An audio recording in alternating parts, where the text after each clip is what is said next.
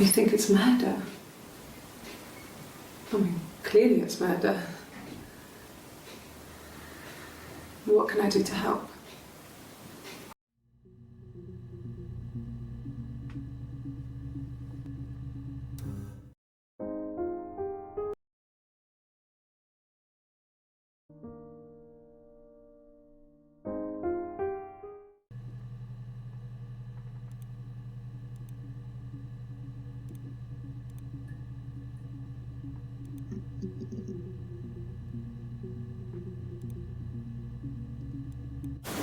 You think it's murder? I mean, clearly it's murder. What can I do to help?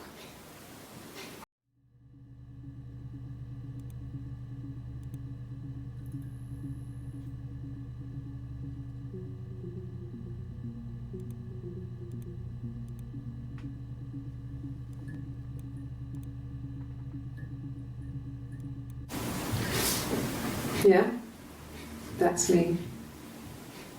But February, I mean, that was months ago. What's that got to do with Simon's murder?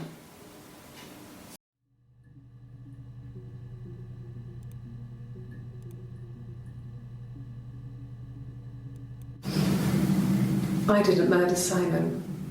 You've got it wrong. You've got the wrong person.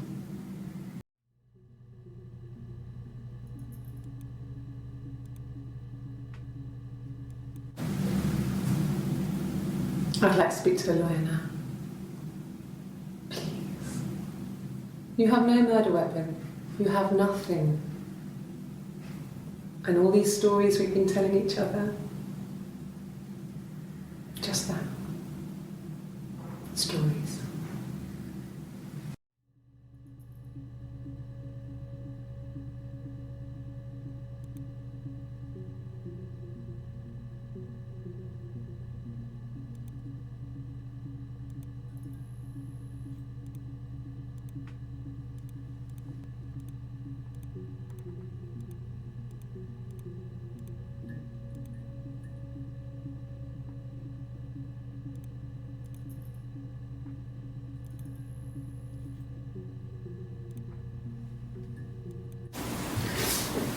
Yeah? Months ago. What's that got to do with Simon's murder?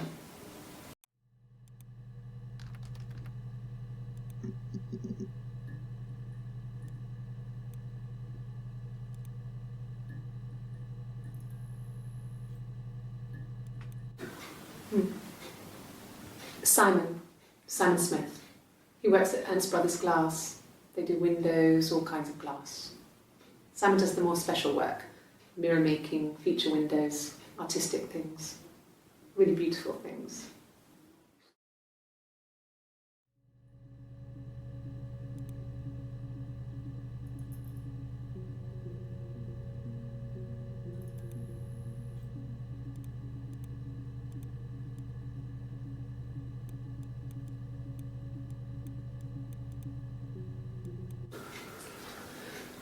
Simon is 6 foot, darkish blonde hair, average build.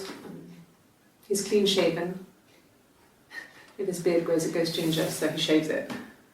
I mean, not that there's anything wrong with ginger hair.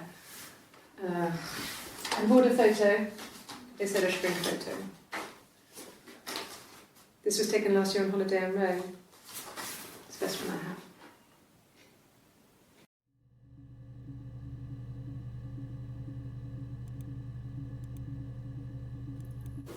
It's the Rockington Arms, The Rock. It's run by a nice couple, Peter and Susan.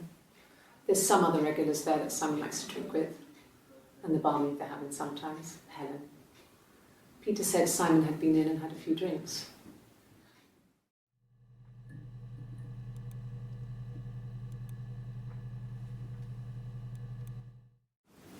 Yes, there's an Amstrad one. No one uses it for very much. There's a printer so you can write letters on it. Simon sometimes plays games, you know, climb the tower, save the princess, that kind of thing.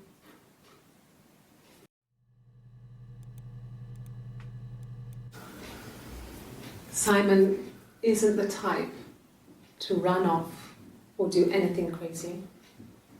Someone must have done something to him, or there must have been some kind of accident. So what do we do next?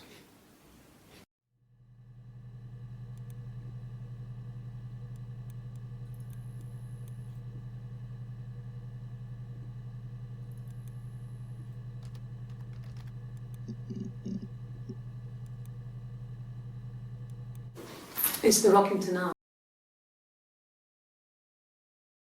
There's some other regulars there, and Susan. There's some other regulars.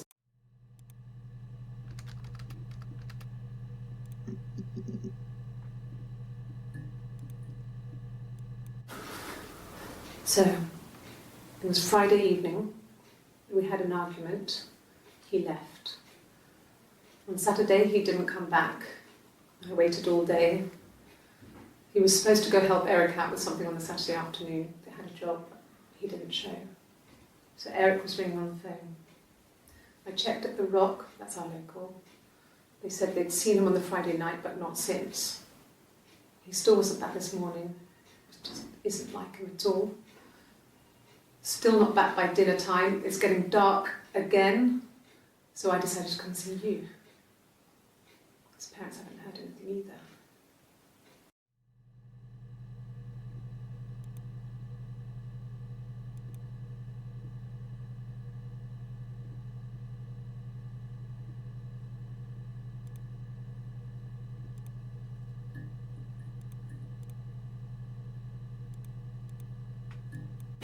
Oh God, I don't know. I mean, I guess the Rock. We've spoken to everyone there. Someone must have seen where he went. I don't know. So many things could have gone wrong.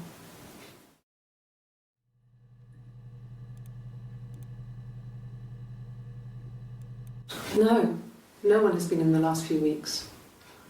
We had a plumber come in 3-4 weeks ago. Someone sang the new from the Rock. No, no one has been in the last few weeks. We had a plumber come in 3-4 weeks ago.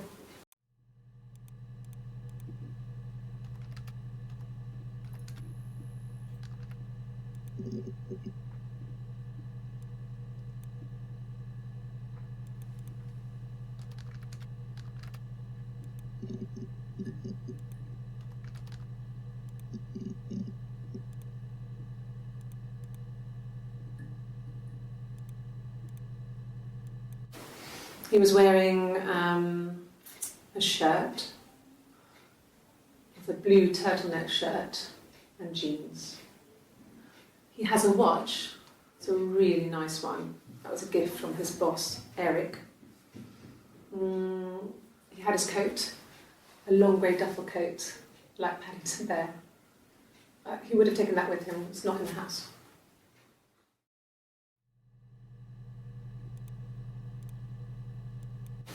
Yes, there's a car that we share, a Cavalier, and a van he uses for work. It's owned by Eric, but we look after it. Both of them are there now, parked in the street. I'm not sure about the keys for the van. I can look for you when I get back.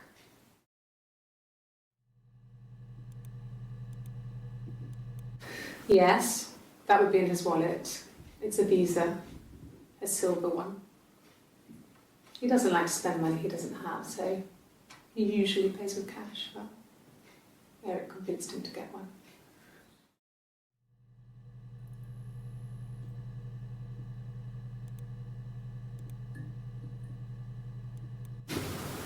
Well, Eric was like an uncle to him. They were pretty close. They spend a lot of time with each other, especially when they have to go to conferences. Have you met his wife, Diane?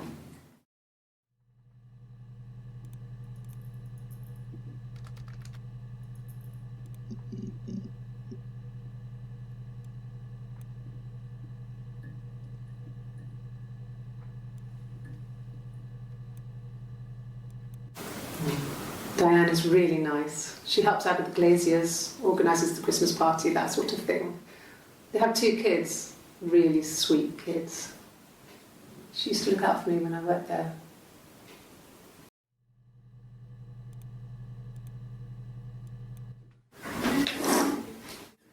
Yeah, that's Simon's watch. It was a gift from Eric. He got it this year. It was a wedding anniversary gift.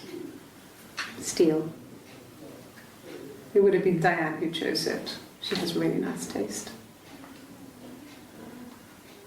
That time, you must eliminate me. I was in Glasgow then.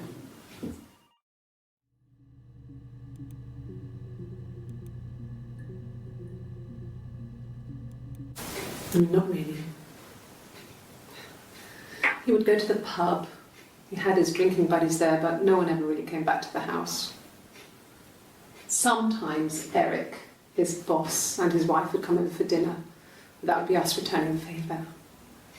Diane is a really good cook, into her trendy ingredients. And the last time Simon cooked something off MasterChef, he got the recipe off CFAX, and I did my Lloyd Grossman bit, commenting from the sidelines. I had to find fennel from the supermarket. Have you ever eaten fennel?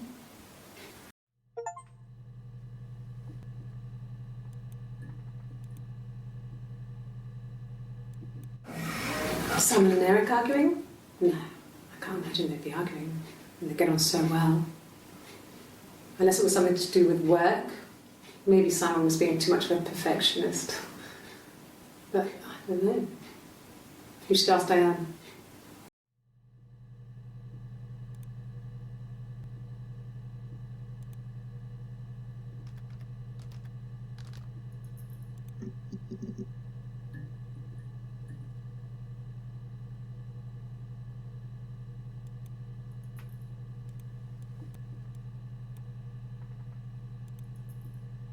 So I got in the car and I drove.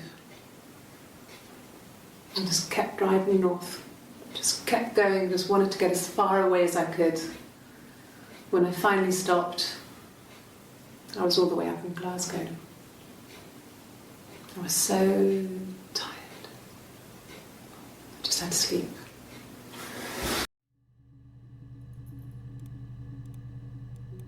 Yes. I got to Glasgow, I was exhausted, so I pulled over and slept in the car. I woke up because a rubbish truck went past. I got some petrol, bought a coffee and a pastry, tried calling someone from a payphone, and then headed back.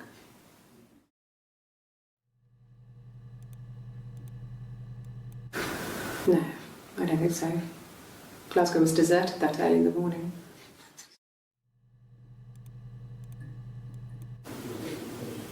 When I arrived in Glasgow, I was exhausted. The streets were empty. I was driving badly. And I hit a taxi. Not a big crash, just paintwork. The guy was so pissed off because I didn't have a driving license on me. But when I told him I was pregnant, he made sure I got to the hospital so they could check me out. It was fine. The hospital must have details when I was looked at. There's a scratch on the car.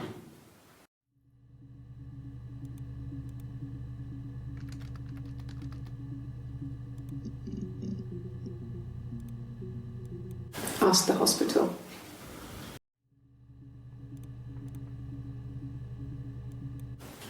I don't see how it's hard. We've established I was in Glasgow when he was killed. You've spoken with the hospital.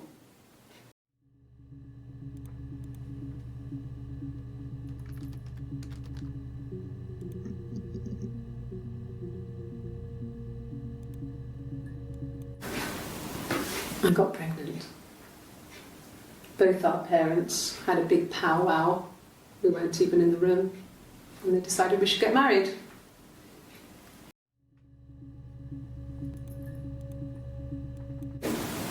Yes, I'm fine. I won't be sick again. This happens some days. I'm pregnant. It's morning sickness.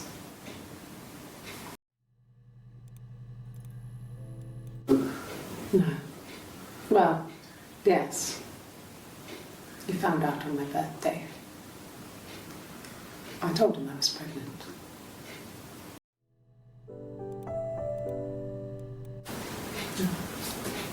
It's Rapunzel. The story starts when she's born. Mother Gothel, a witch, takes Rapunzel from her parents and keeps her locked up in this tower. Rapunzel gets pregnant by the prince, and Mother Gothel is furious, so she cuts off her hair and throws it. Actually, her hair's already short here, so that's already happened. But she throws her into the wilderness, and Rapunzel is reunited with the prince, who's blind. But she kills him with her tears, and so it's a happy ending. Is that too much?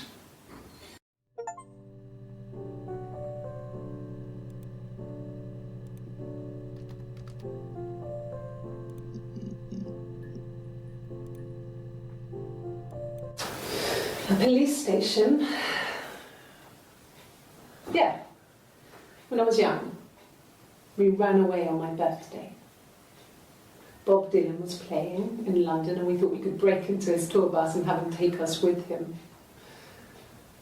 The taxi driver we paid to drop us off, I mean, we'd saved money, pinched a bit here and there to pay for the fare. He was suspicious because we were so young, so he told the police. So they came and picked us up and took me back to Portsmouth. My mum picked me up from the station. But I blamed everything on my friend Eve, so my parents let me off.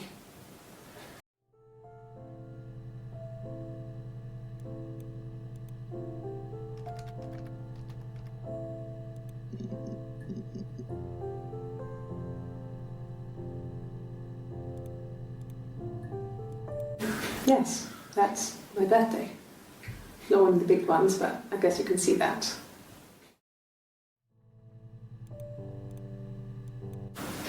It was my birthday, like you said. We were going to have a meal at home. We had our meal. He gave me his present. I guess I didn't like the present.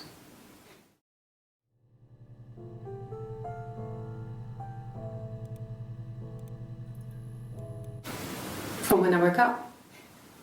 Okay. I woke up. Simon was already up, and he made me birthday breakfast of eggs Benedict. We both had to go to work, so we saved presents till later.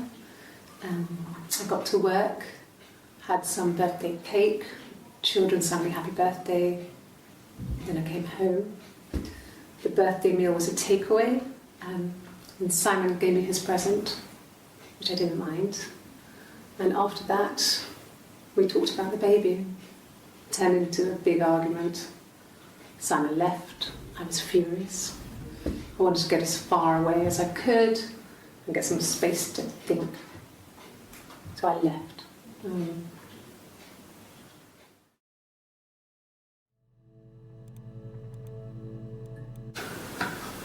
A week or so ago, it would have been the Saturday before my birthday. You know, I get like that on the weekends, have a lie-in, then want to get up and blitz the house. A week or so ago, it would have been the Saturday before my birthday. You know, I get like that on the weekends, have a lie-in, then want to get up and blitz the house.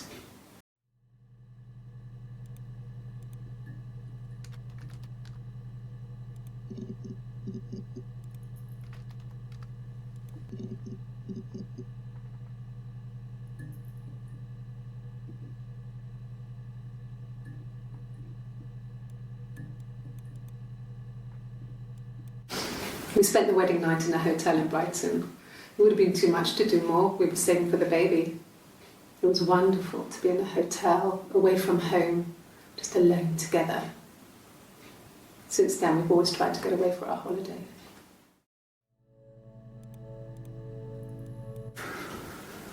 We couldn't afford our own place. Simon dropped out of school, went full-time at the Glaziers. That was Eric's generosity. We moved in with his mum and dad. They had a spare room for us and the baby, if it came. It was a nice change, time to myself, living there for those months, full of hope.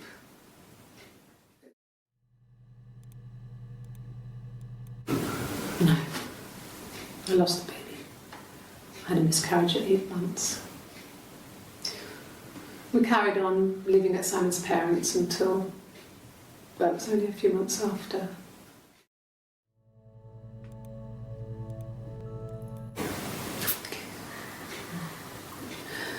It was after dinner. I'd spoken to Simon's parents on the phone. I looked up for an early night and I suddenly had this thought. I think it was something his mum had said. She'd been speaking about old stuff, sad stuff, about when we lived there, about the baby. There's some boxes in the cellar, nursery stuff we never needed, and I never had the heart to throw out. And I suddenly remembered that when I'd looked down there the week before, those boxes, that pile was in the wrong place. I went cold all over. I went down there with a torch and went straight to the back, and that's when I saw the bin bags. Pulled them open, saw the body. I screamed, and that's when I called the police.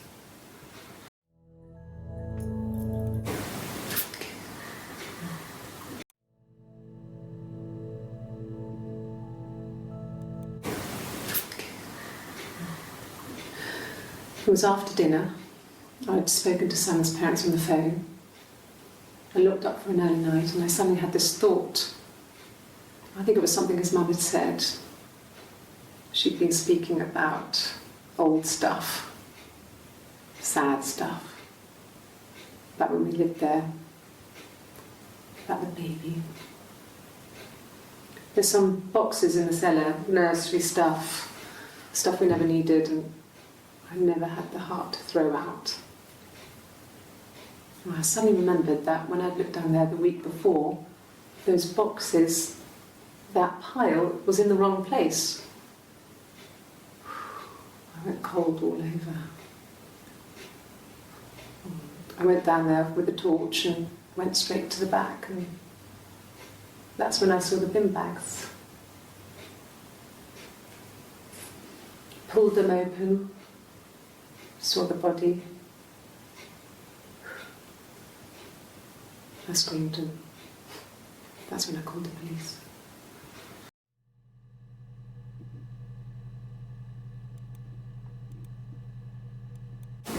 Yes. It was a shock to him. I mean, we never thought it was possible. I don't know what I hadn't decided whether to keep the baby. I wasn't really ready to talk to him about it.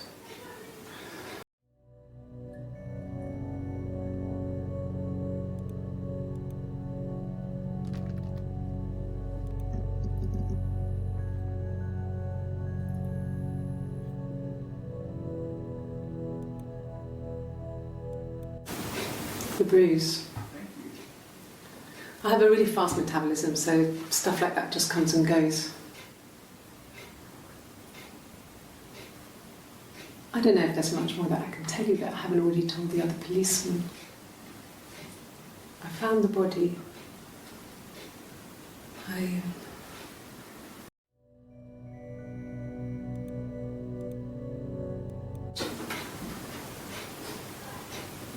His body. It didn't look real. And his throat. It looked like his throat had been cut.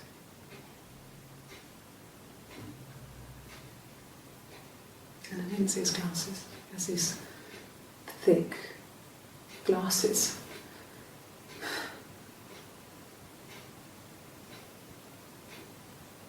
He doesn't always wear.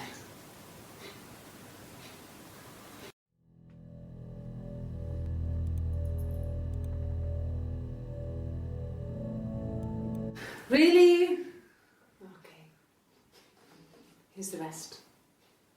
Oh, they laid a body on the dock tonight. Oh, the wind and the rain.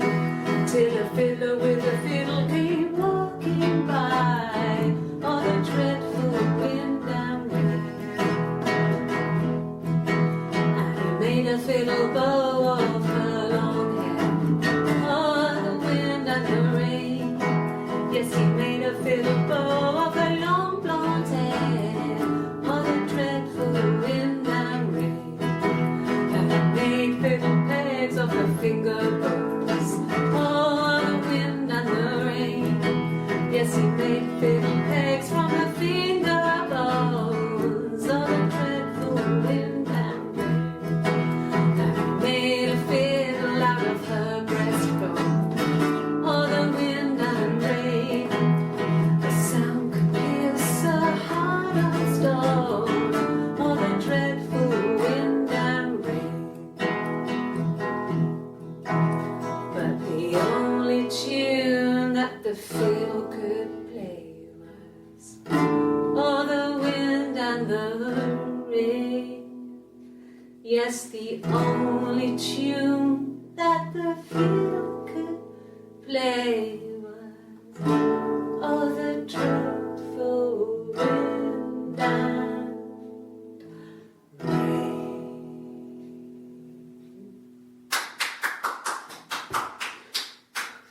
Anything you sing may be used as evidence against you.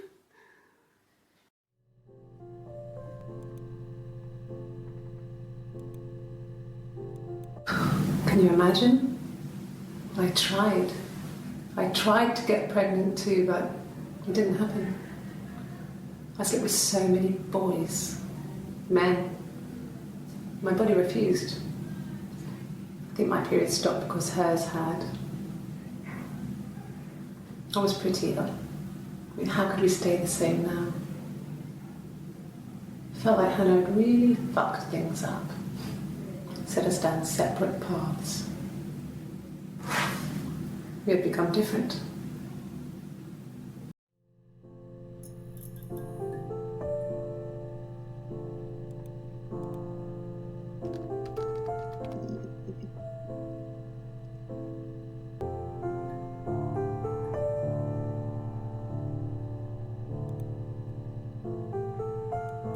My name is Hannah.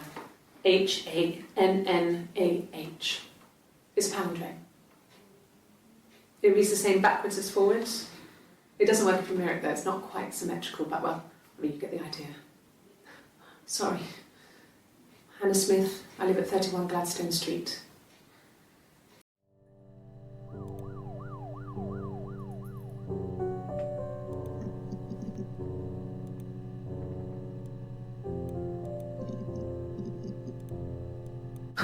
Can you imagine? I tried to get pregnant too, but it didn't happen. I slept with so many boys, men. My body refused. I think my period stopped because hers had.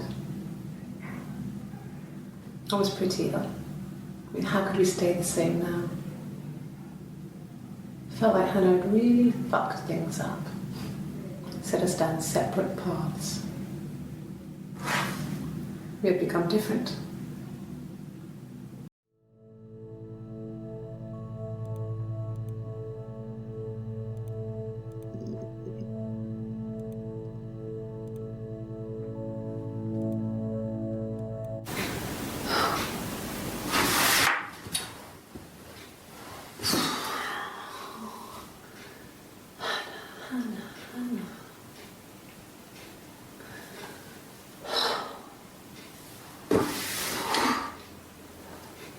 What are you doing talking about Eve?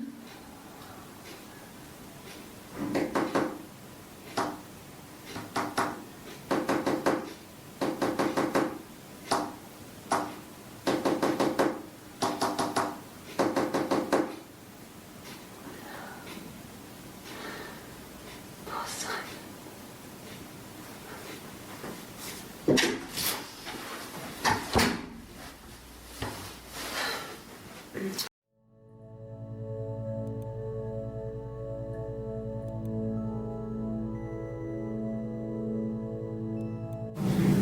Yes, my name is Hannah Smith. Oh, shit. Sorry.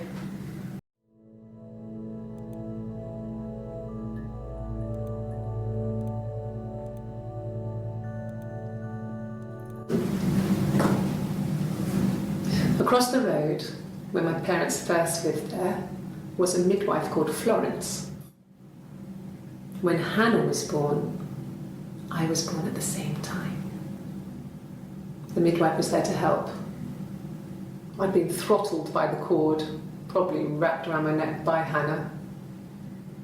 The midwife told my mother I was dead, but I wasn't. She wrote all this stuff in a diary. Amazing what people will admit to on paper.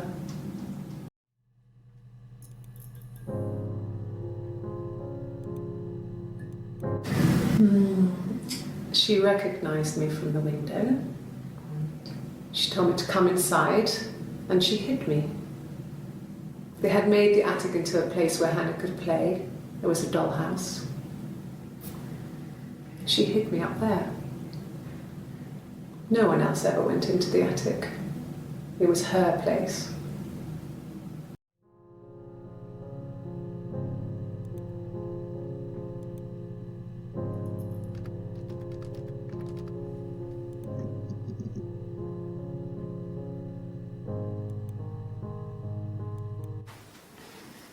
You want me to play something?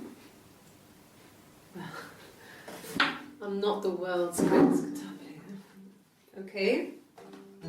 Probably needs tuning. No, it's okay.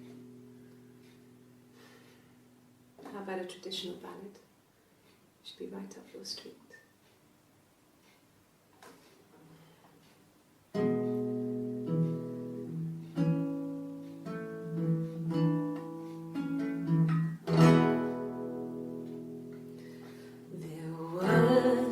Sisters came walking by the sea. Oh, the wind and the rain. The eldest one pushed the other one in. Oh, the dreadful wind and rain. See, they both had a love for the captain's son. Oh, the wind and the rain, but he only cared for the youngest one. Oh, the dreadful wind. Oh, the eldest envied her sister fair. Oh, the wind and the rain, with a pretty little face and her long blonde hair. Oh, the dreadful wind and rain.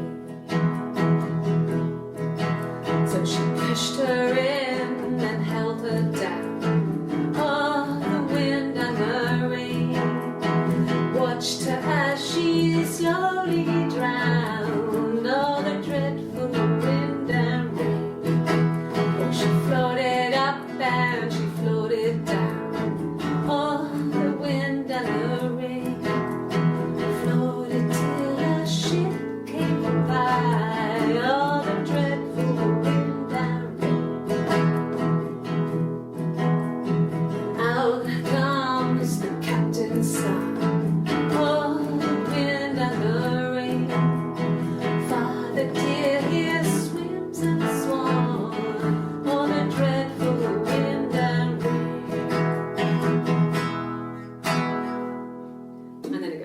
So I think that's a good place to stop.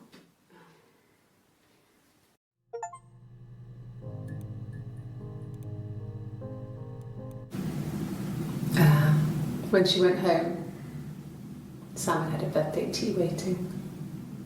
Afterwards, she told Simon about me, told him I was pregnant.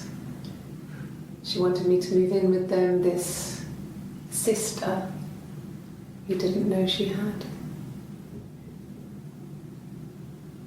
She knew that instant. The look on his face. She knew.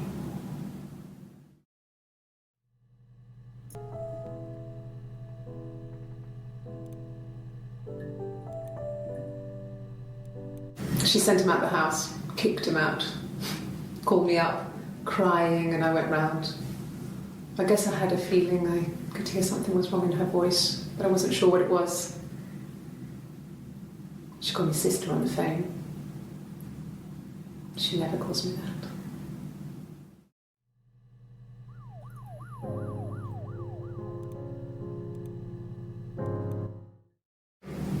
My sister is gone. And she's never coming back.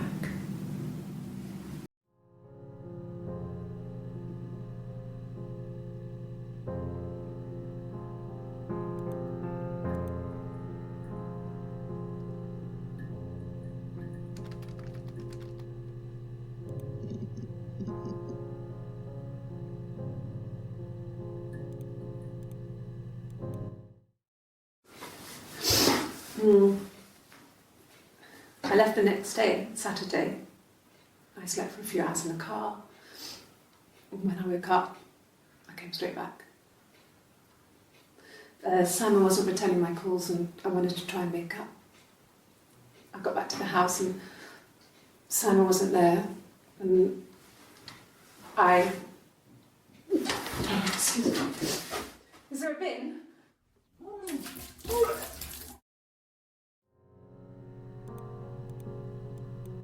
It was late, early Saturday morning.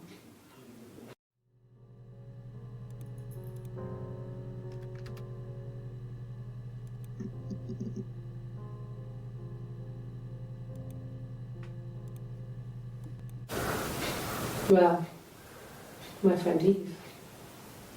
I mean, she was a friend from when I was a kid, and she was always more popular with the boys, and I used to hate her for it. I mean, really hate her sometimes.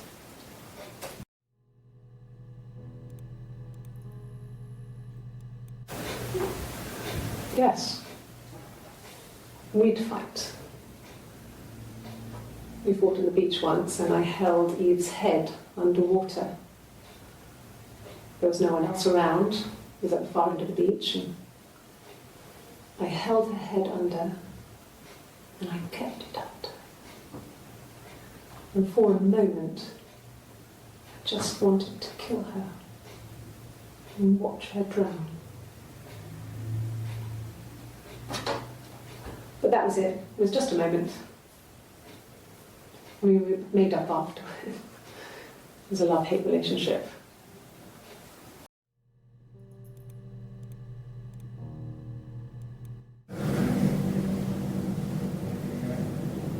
My mother called me Eve.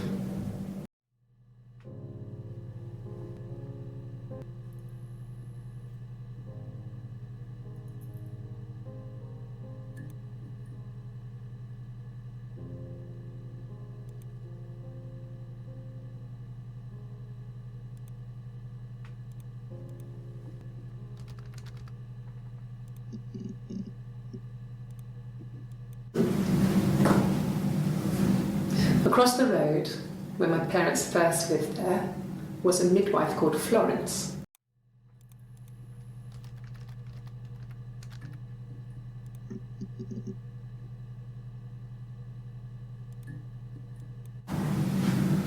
Florence took me home with her.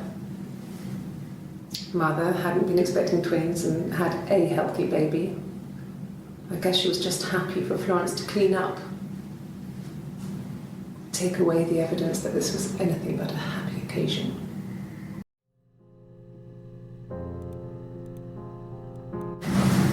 Florence raised me in her home. I never left it. She kept me out of sight. It wasn't odd for people to see a midwife with a baby, carrying in supplies. Florence raised me in her home. I never left it. She kept me out of sight. It wasn't odd for people to see a midwife with a baby, carrying in supplies, washing nappies, that sort of thing. I never knew any different. I grew up looking out of my window and seeing her across the road. I thought it was like a reflection in the mirror. She was me.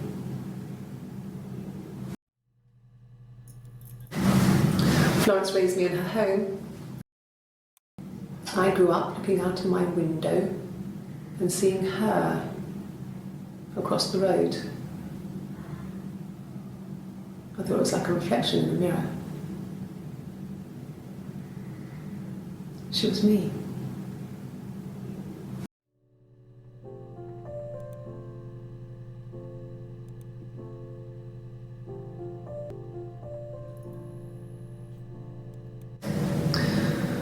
Florence was a warm, kind person, but she was broken, I guess. When I found her diary, I also found a biscuit tin with other stuff in it, older papers, letters, that kind of thing. Her story wasn't there. I never really spoke to her about it. I was far too young to really understand, I guess. I just put it together later, once I was older. She had loved children, planned to have a large family, but her husband died in the war. And that was back when you married for life. She never felt like she could marry again. Isn't that strange? She was a widow from her 20s. But, I mean, I guess it was different then. You know, you married for life and she felt she could never marry again. I guess it was harder, a war widow. One of the dead. I don't know, maybe there was more to it than that. I don't really know.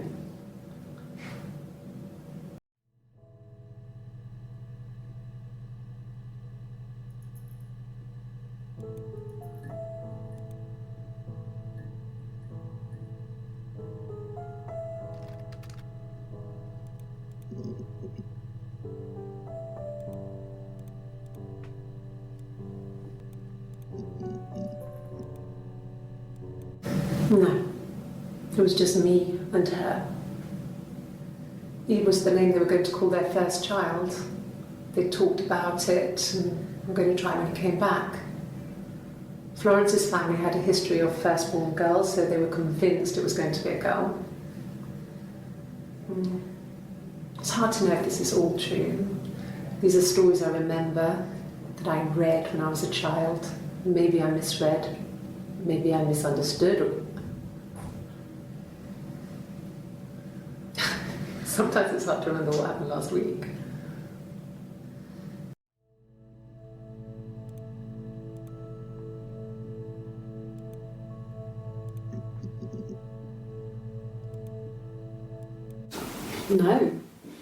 No, Simon didn't play guitar. He wasn't very musical. He liked to listen, but he was tone deaf. Yes. Yeah, it's my guitar.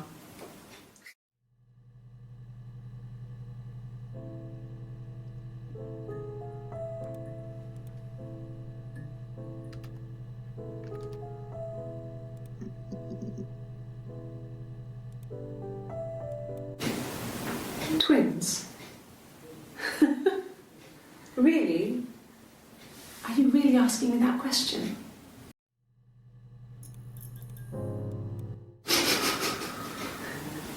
Are you out of your mind? Twins?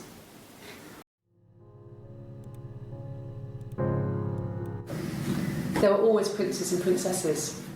They were the special people, more important than the other characters in their stories. We knew we were like that. Twins. Magical. We were the princesses. We had a poster of Princess Diana from the newspaper up in our attic. Had a pride of place. And underneath we used to put all our special things. When her engagement was announced, we were obsessed with everything she did. And later, when her life went so bad, we felt for her. Her divorce last year just kind of drew a line under things.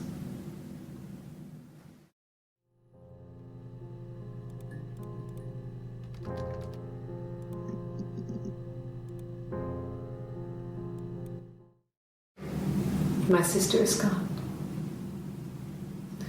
And she's never coming back.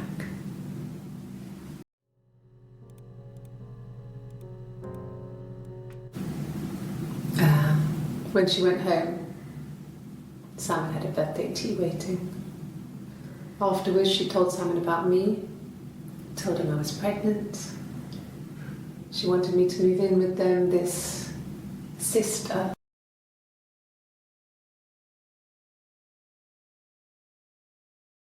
I was pregnant.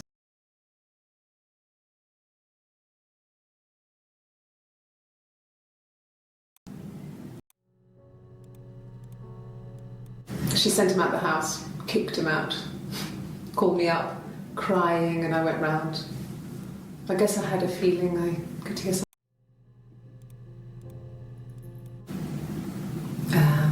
When she went home, Simon had a birthday tea waiting. Afterwards, she told Simon about me, told him I was pregnant. She wanted me to move in with them, this sister he didn't know she had. She knew that instant.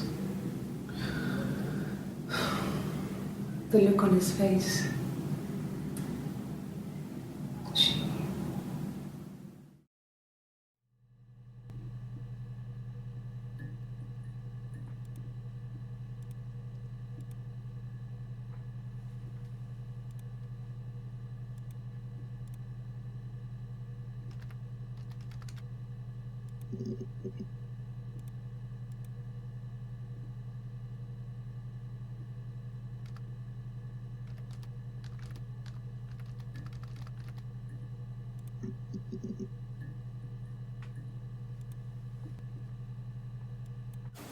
Rehearsed? You ask me the same question, you'll get the same answer. Is that your evidence? Of course I thought about what happened then. It's all I've thought about. My husband is dead.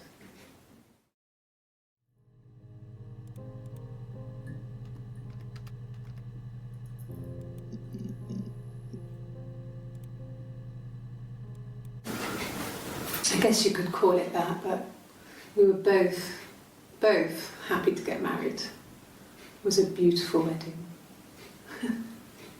We had our first dance to Come Back and Stay. I'm not sure if that's a good wedding song, but I loved it. I chose it. I mean, it was genuinely our first dance. We'd never danced together before. It was probably awful to watch, but I enjoyed it. It felt like it was just me and Simon for that moment. Just the two of us.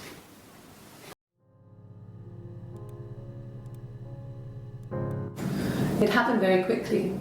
We hardly had to talk to each other. We agreed almost silently. The baby was what mattered. We'd help each other. We cleaned up. We bagged up the broken mirror, her clothes. They're gone. We took him down to the cellar. We knew we had an alibi, and we wanted the body to be found later. We wanted to have suspicion on us, so we could then disprove it, rather than have it linger.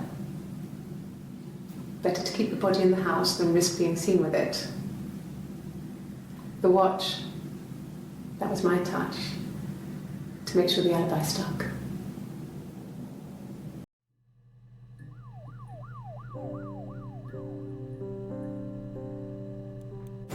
It happened very quickly. We hardly had to talk to each other. We agreed almost silently.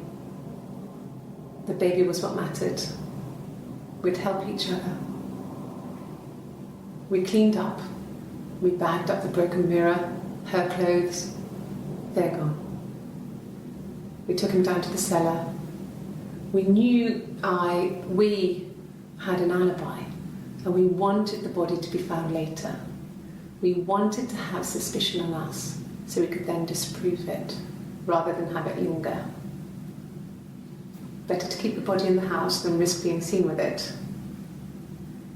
The watch, that was my touch, to make sure the alibi stuck.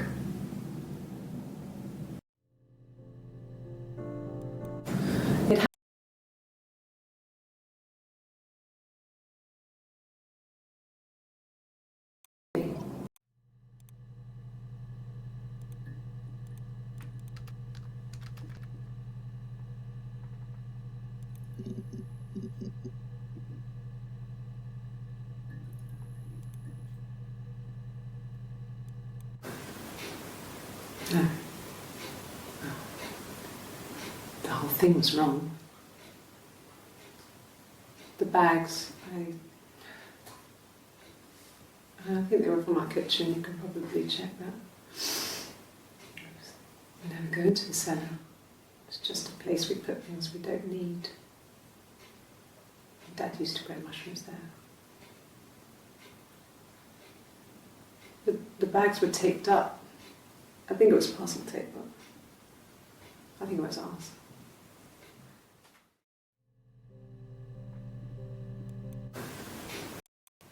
I think it was ours. I think it was. Well, fine, considering. I got back into the house today, and that was weird, knowing your people have been there through my things. It's like I've been burgled. I mean, worse, obviously. I don't know. I haven't lived in the cellar yet. They sent a cleaner in, as good as new, he said. But they had to throw some stuff out.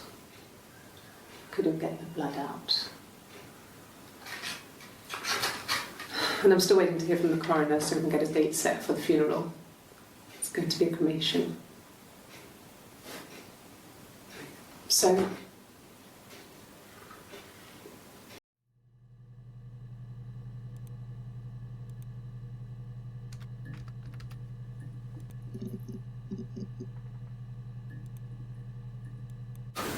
when will the police let me back in the house? They let me take a bag of clothes with me, but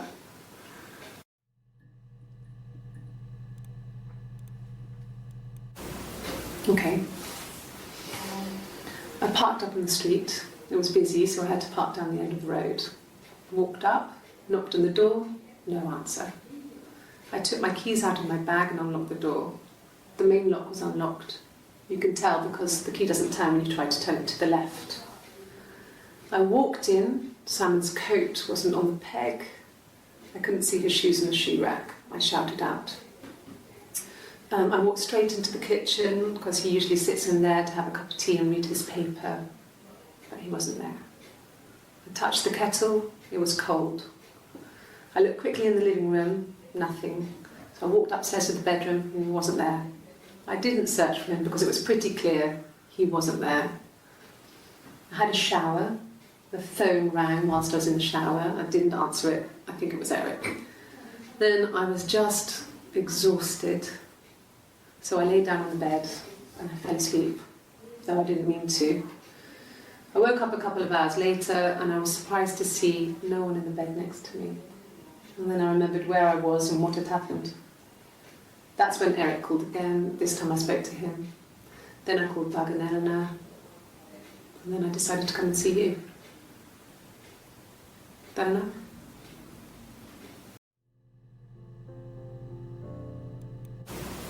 Okay.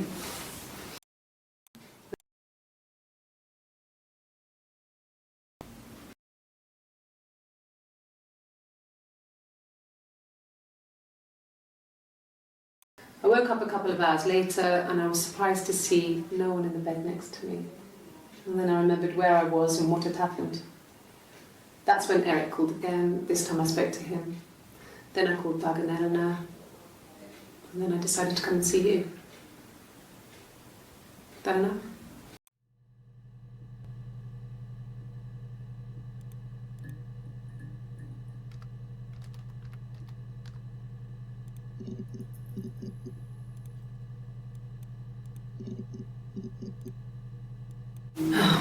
Okay. I parked up on the street. It was busy, so I parked down the end of the road. I walked up to the house. I knocked on the door. No answer. I took my keys out of my bag, unlocked the door. The main lock was unlocked. I could tell because the key wouldn't turn when I tried to turn it to the left. I walked in. Simon's coat wasn't on the peg. I couldn't see his shoes on the shoe rack. I shouted out for him. I walked straight into the kitchen. He usually sits in there to have a cup of tea and read his paper. He wasn't there. I touched the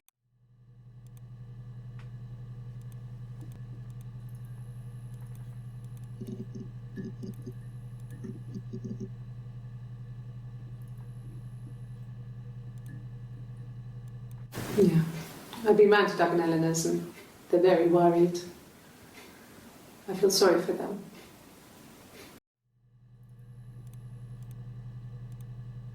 I hoover, I dust every week, maybe less.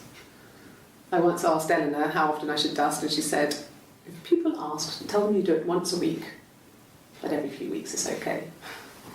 I think she was just trying to make me feel better. I mean, when I was there, she was hoovering every day, ran an ordered house. You know how that generation is, putting on a brave front. She has secret stashes of cigarettes. Doug doesn't even know she smokes. When I was there, I saw her. She has these sort of porcelain vases, ornamental, next to the Reader's Digest books. Cigarettes inside. And she still has them. I mean, last time I was there, I looked in a vase. There was a fresh pack. I mean, all those years of marriage, and she still has a secret like that.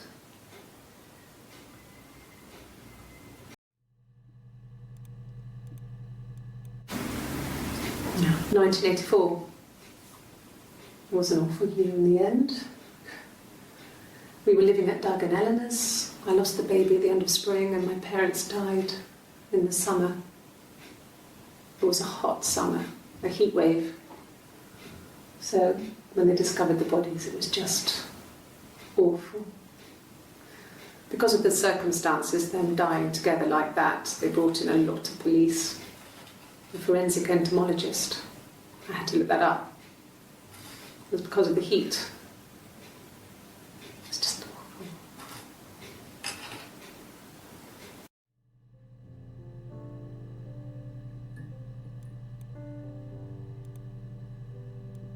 Yes. I speak with Eleanor at least once a day. Not that there's anything much to say.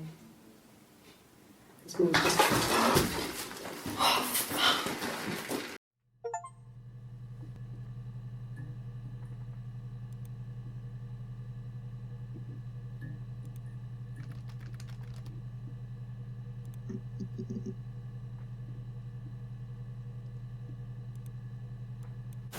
So, our sex life is probably fairly average for a couple after 10 years of marriage.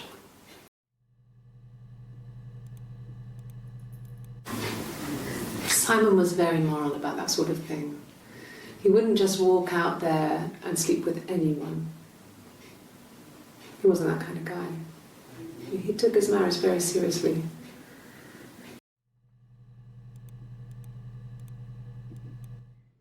After the kiss, the next time, he took me back to the house, to our parents' house, to their house. So, it was definitely him. I sometimes think he wanted to get caught to prove to himself that we were different people. He told me about his marriage, told me how his wife was completely different to me. I almost burst out laughing.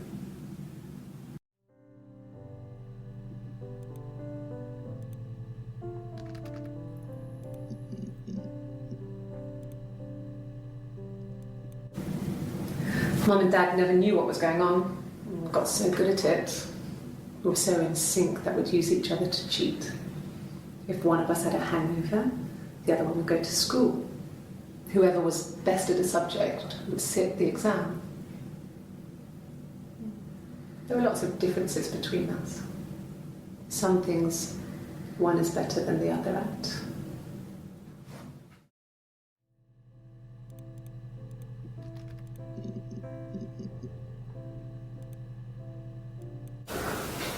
Well, I used to hate her for it.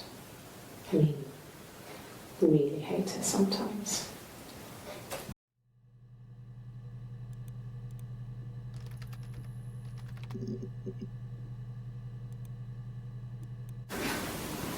I got pregnant.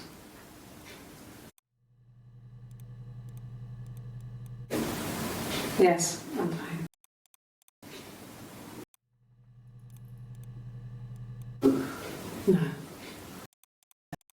was pregnant.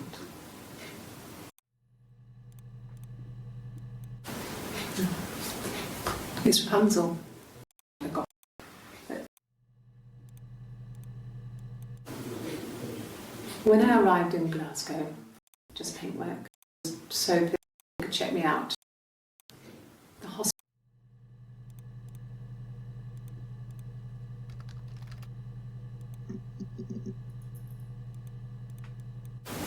They said it was food poisoning.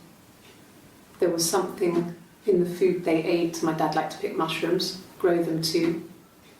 They said it was the mushrooms. It was hard to believe. Death caps. They have a skirt around the cap. My dad taught me that. But, the police had no reason to think it was suspicious. They lived alone. And no one had any reason to hurt them.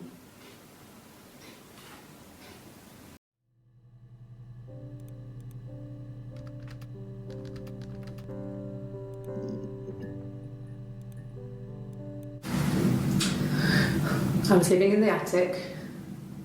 It was a very hard time. I was depressed, was still pretty sick of the STD. And I came down one morning and they were dead.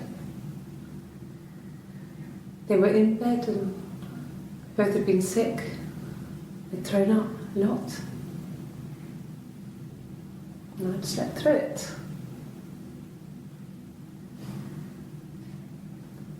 The police said it was the mushrooms they ate. Dad was a mushroom expert. He used to take us picking with him and he taught us how to recognise them. And there's no way he would have picked death caps.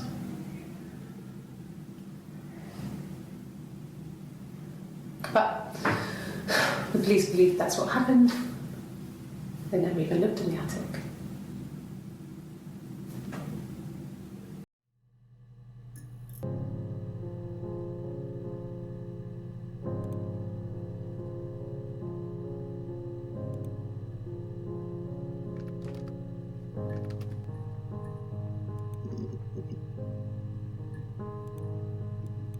An affair. Simon wasn't having an affair.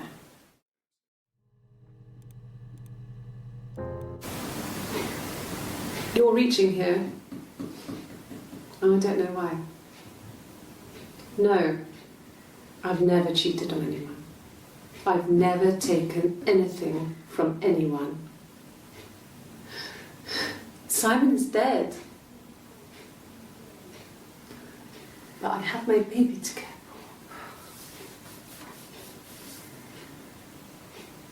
for. Why are you trying to make me sad? Why are you so obsessed with sex and affairs? You cheated on your wife. Is this your thing?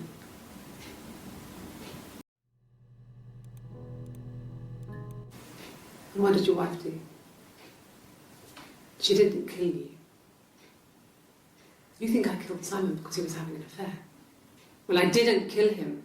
I wasn't even there. I was in Glasgow worrying about whether my baby was still growing inside me. Why would I kill Simon? I loved him.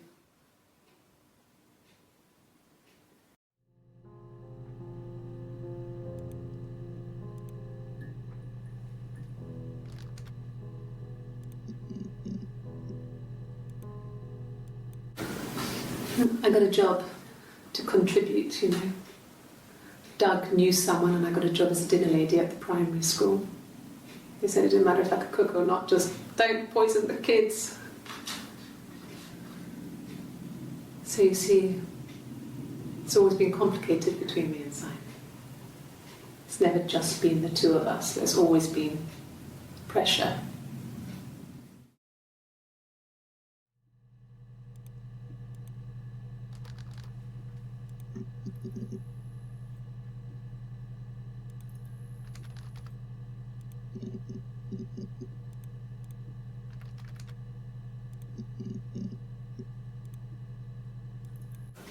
Sure, yeah. yes, of course, if that would help.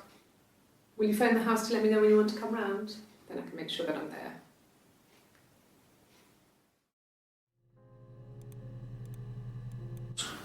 He has a wallet, a huge, silly thing, leather, real leather, I think. He packs it full of stuff, business cards, receipts, lottery tickets. He always carries it in his back pocket. I think that's why he's got a bad back. Offsets the discs. I haven't seen it, so he must have it on him. He always takes it out of his back pocket before, when he comes in, if he's in the house.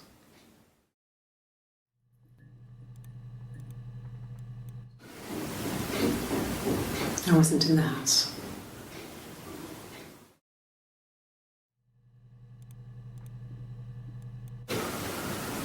I wasn't in the house all of Friday night. After the argument, after Simon left, I left too. I was upset and I wanted to get away, so I took the car.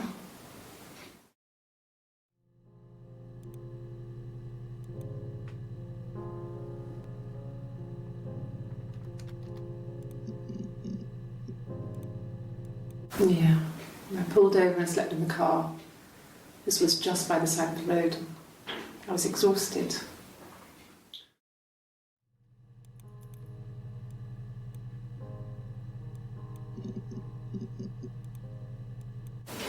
Then my parents died. It was the worst year of my life. A miscarriage and then my parents.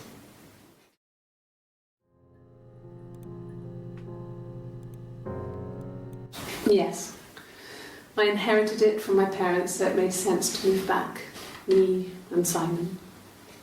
Felt like going back to old ways before the pregnancy. Reminded me of being a girl, a dollhouse in the attic, old things. We didn't sleep in my parents' bedroom for a long time. We decorated it as soon as we moved in, but it was another year before we started sleeping there.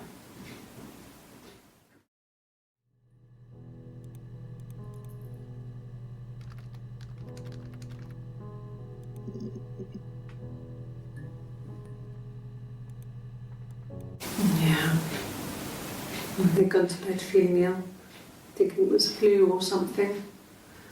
The neighbour called me, I had to use my key to let them in. We found them dead in their bed.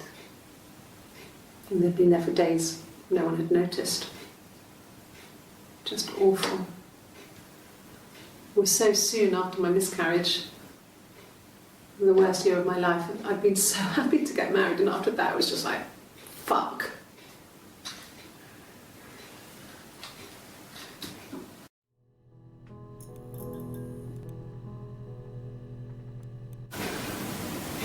Yeah. I mean, I was infertile. Thought I was. They told me I was infertile after the miscarriage because of complications.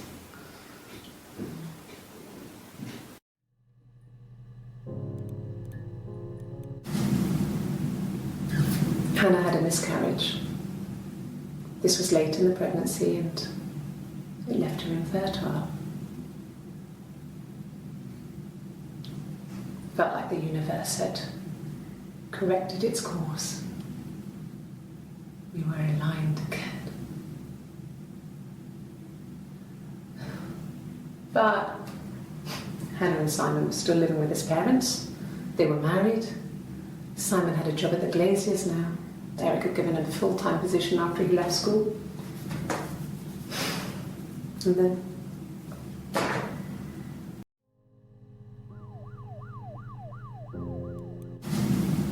Simon had a job at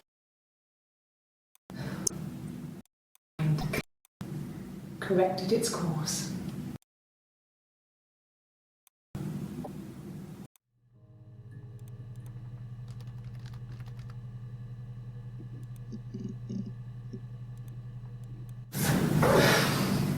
I think it was that time, the first time at the house, in his bed, that I got pregnant. Amazing, right? this fucking magic spur.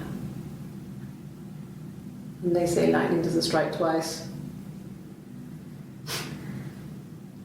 I didn't tell him. I missed 3 periods.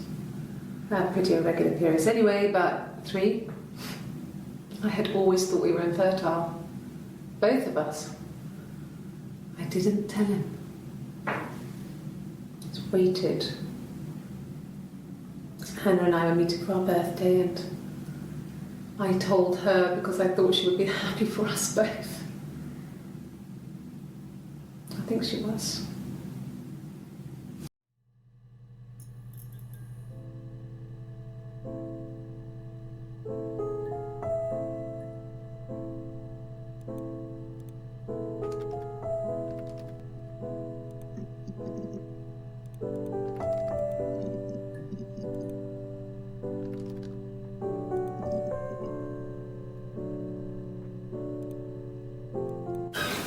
I would have been a good mother.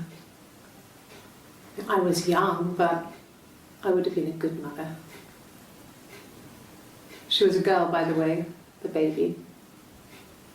We were going to call her Sarah. Simon wanted to call her Ava after his nana, but I didn't want her to have a symmetrical name.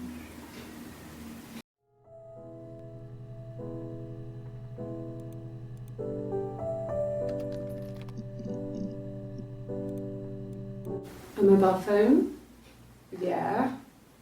Well, they have one for the glaziers, but it's only for work. I can't remember the number. Oh, it's in the kitchen.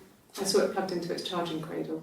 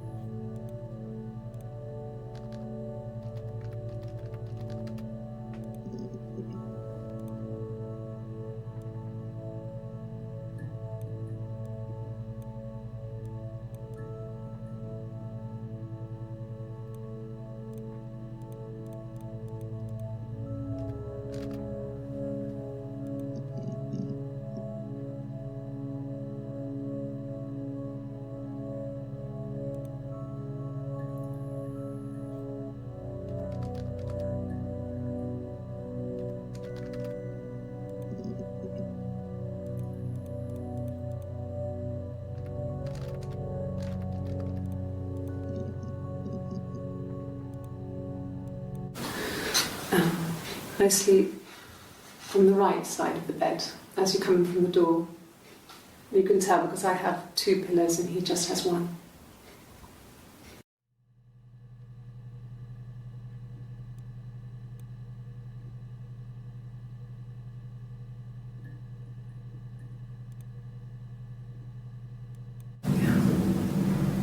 I'm not sure where the dollhouse came from. I don't know if it was given to them or they inherited it. I mean, they wouldn't have had the money to buy it. It was so huge. It must have been taken up to the attic in parts and then reassembled up there. It's a beautiful thing. Wallpaper to scale, little furniture, the lights work, mirrors, beds, big duvets and pillows. We spent hours and hours playing in it, invented all these characters and families who lived there. We wrote paperwork for them all, passports, diaries, and gave them all really elaborate stories. Once, a moth got trapped in there. We'd left a light on. It was making the most horrendous noise. We tried to kill it, but it was tough. We ended up crushing it under a copy of the Arabian Nights.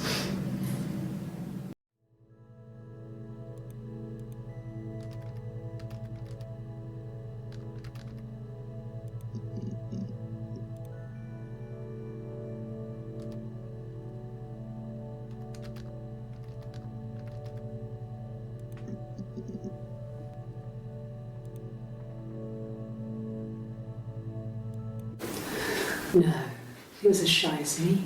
I asked a friend to ask him out for me.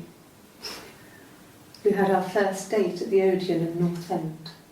We went to see Risky Business. I had on my one best dress. Simon paid, and he bought me a whisper, and I was worried about getting chocolate on my teeth.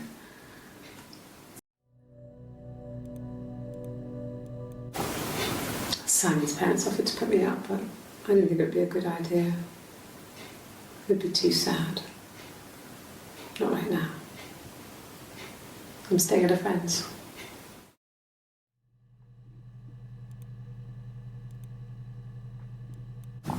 Mum and Dad had never had any reason to notice. They were always busy. If Hannah was eating a lot, they didn't mind. She didn't put on any weight. That girl has a healthy appetite. If they heard us talking in the attic, they just thought it was Hannah playing one of her games, and that Eve was our imaginary friend. Once, she was already up and dressed and ready to go to school, and I snuck down for a piss.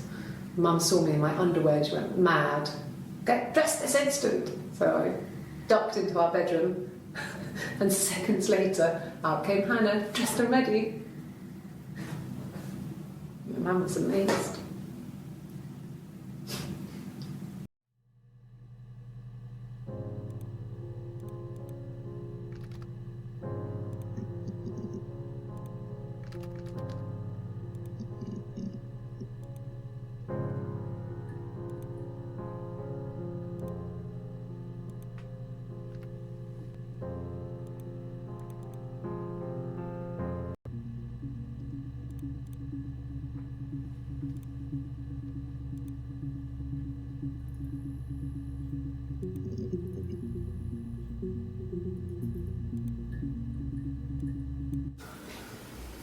Simon isn't the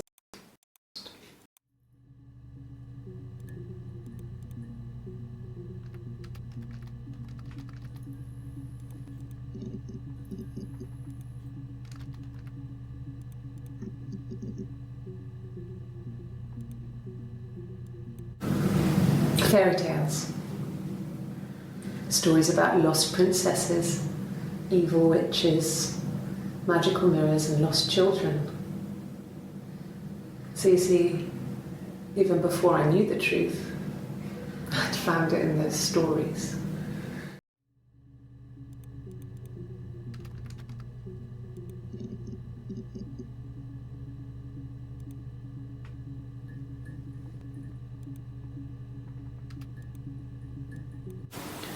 It wasn't the present so much, it was one of those arguments that had been simmering for a while. The present was a mirror, a nice mirror. He'd engraved the glass, the kind of mirror a princess would have in a story. He made it specially for me.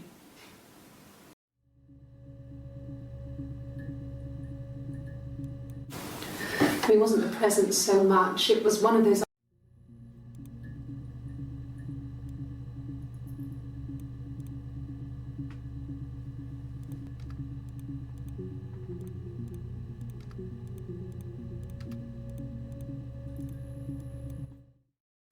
the mirror.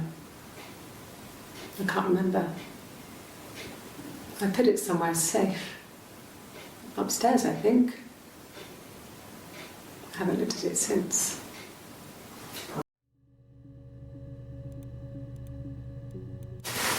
Silverleaf? No. He normally silvers them properly. This mirror, it's supposed to look antique.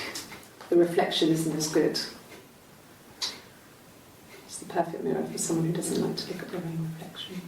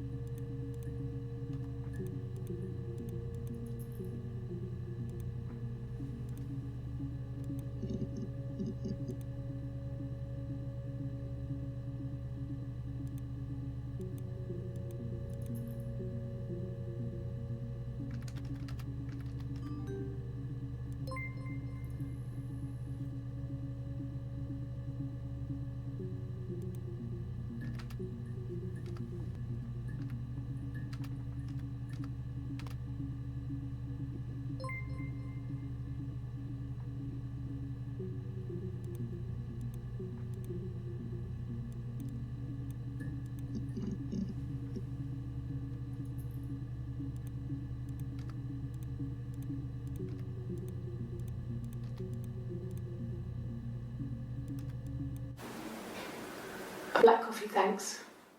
No sugar. I'm sweet enough as it is.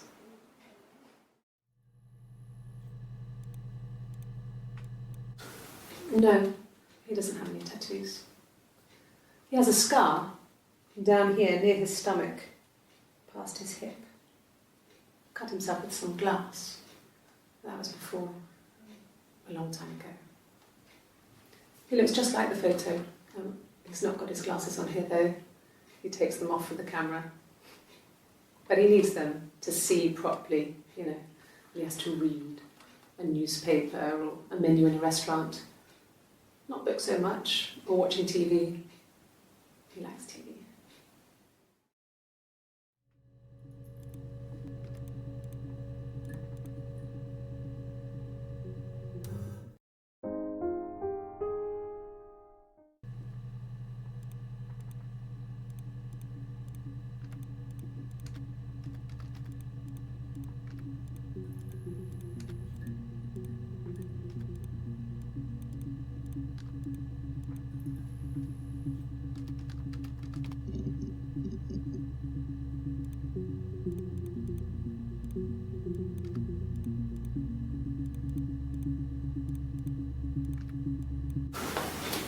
Well, on his clothes, that would make sense. He made it by hand. I mean, he brushes the silver onto the glass. That's not how they make mirrors these days. I mean, he made the mirror and he gave it to me.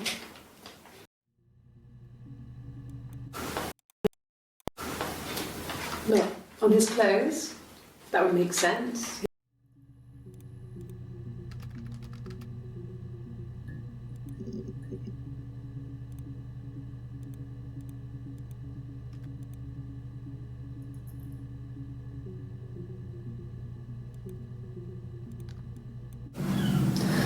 Hannah was so smitten with Simon. She started getting jealous, didn't want to share. Even the first date, we went to see Tom Cruise at the Old Odeon. We both went, kept changing places in the toilet.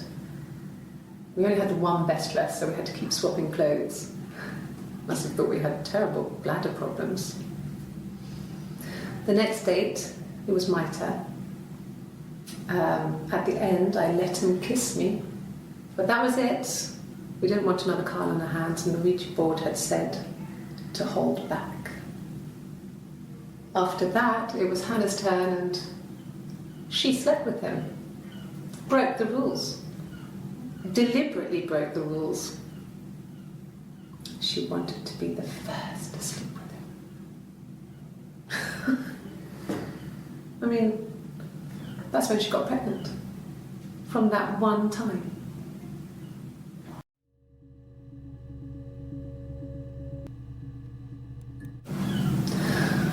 Wanted to be the broke the rules. After that,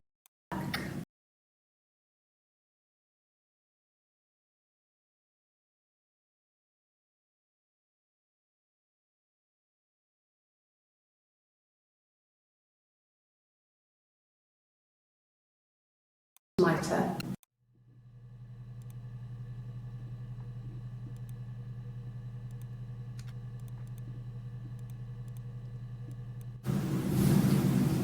Her story is that she'd waited for him to come back. She put on my wig, some of my clothes, pretended to be me. They talked. She'd enjoyed being me. He said he wanted to be with me. Then he took out a present, another mirror, just like the one he'd given her earlier. That unique present. She went crazy, smashed the mirror. They argued, screamed. He hit her. So she grabbed a piece of the mirror and just swung it round. She cut his throat clean open. She'd only meant to scare him off.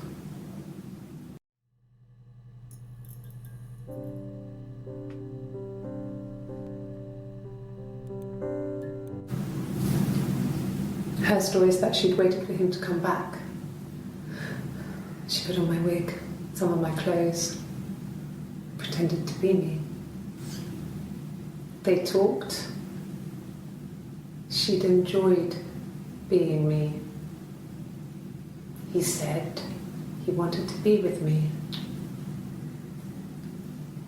Then he took out a present, another mirror, just like the one he'd given her earlier. That unique present. She went crazy, smashed the mirror. They argued, screamed. He hit her. So she grabbed a piece of the mirror and just swung it round. She cut his throat clean open. She'd only meant to scare him off.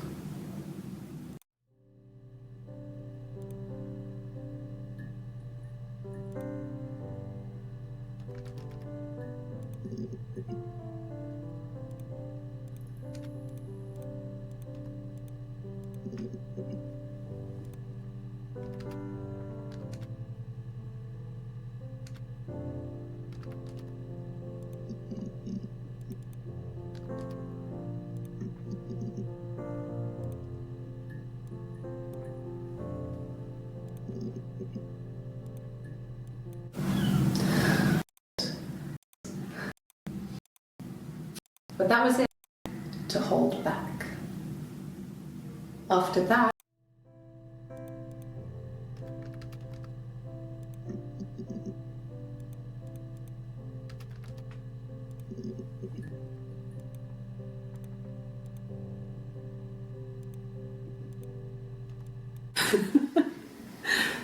was he my first?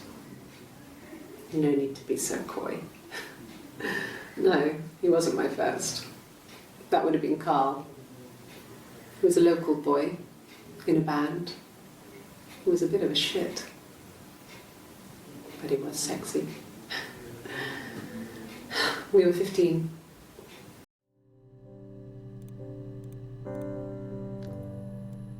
No, I was 15. Carl was older, 17, I think. I was really into him, regardless of how he actually behaved. lots of drunken teenage sex. We did it in a church once. It's stupid. So he got tired of us and we split up after about 6 months. It was sad, but those early experiences, they help you realise who's really important to you, you know? Family.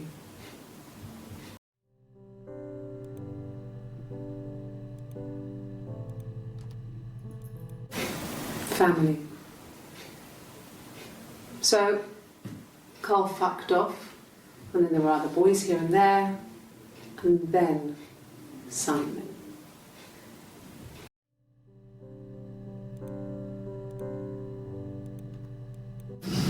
Differences?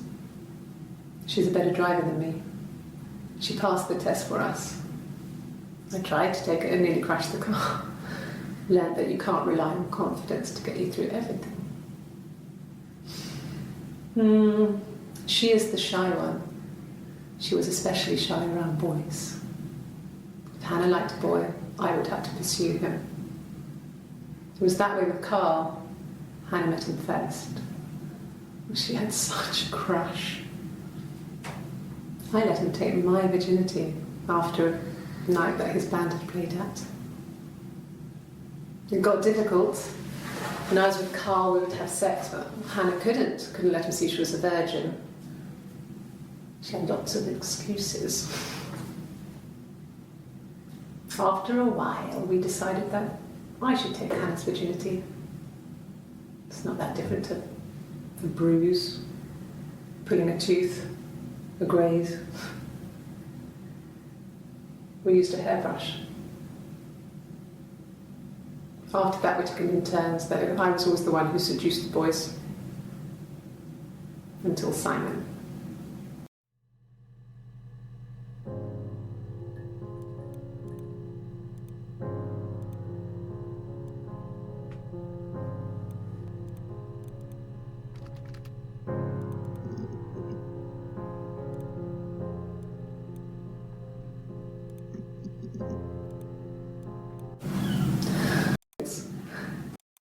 At the end, I left.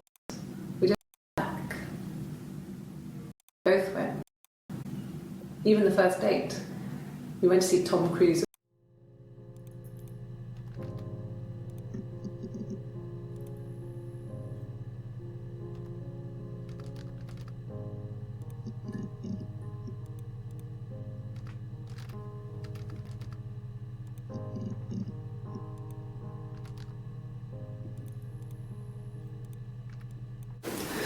No, he was as shy as me.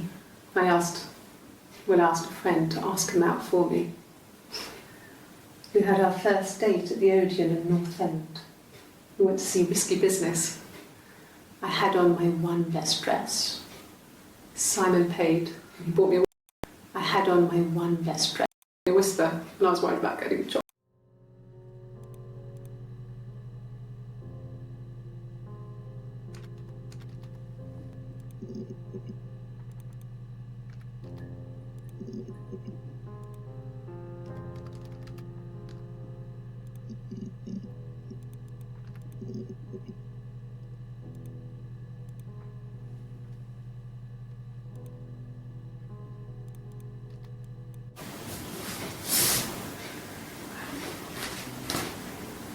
Okay, she's being chased.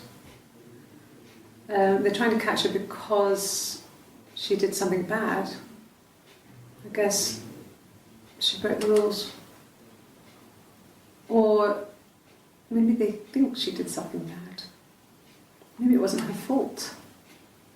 She looks scared, not guilty. Maybe it was mistaken identity. Did they catch her there? I don't know.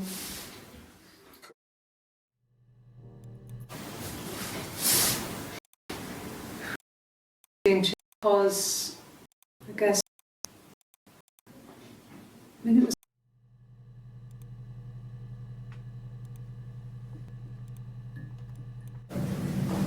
just became our way of life. We would swap places and take it in turns to do things.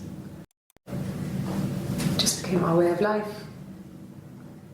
We would swap places and take it in turns to do things. And we were very careful.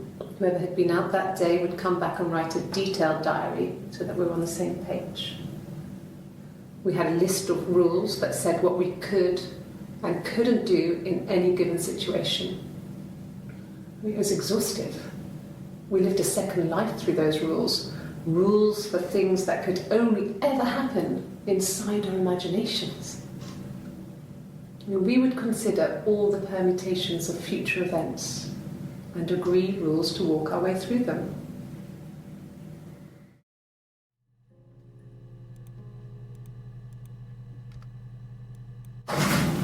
It lasted about 6 months. I tried to carry on, but everything was different.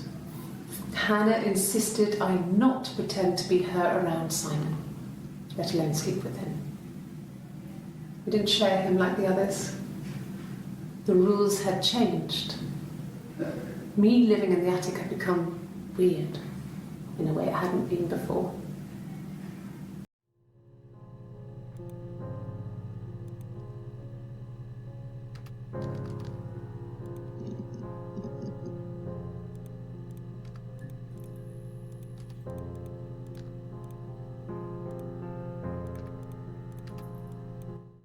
Yes, I read a lot as a child and watched lots of TV. Then the doll's house we had, we still have in the attic. It's kind of a fairy castle. We used to play up there and make up our own stories.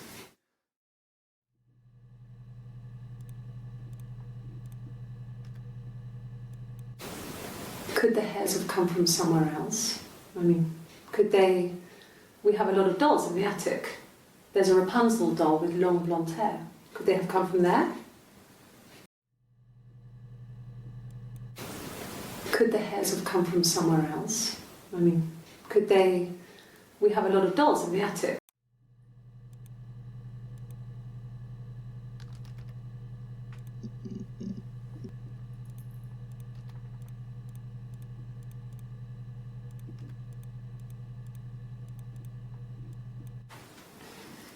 You want me to play something?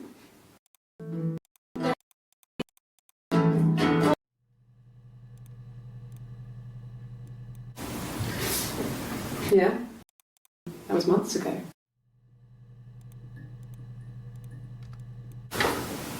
What kind of hairs?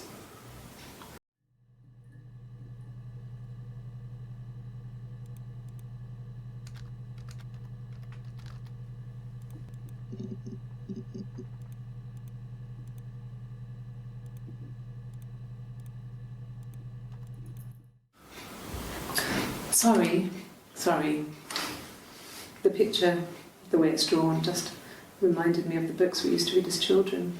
I read those fairy tales over and over, and they were so real to me. Rapunzel was my favourite. My brain is just full of it. Are any of these in colour?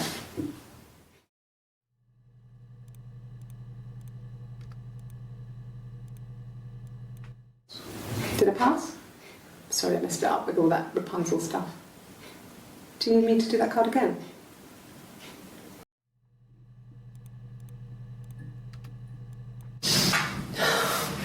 We were obsessed with fairy tales.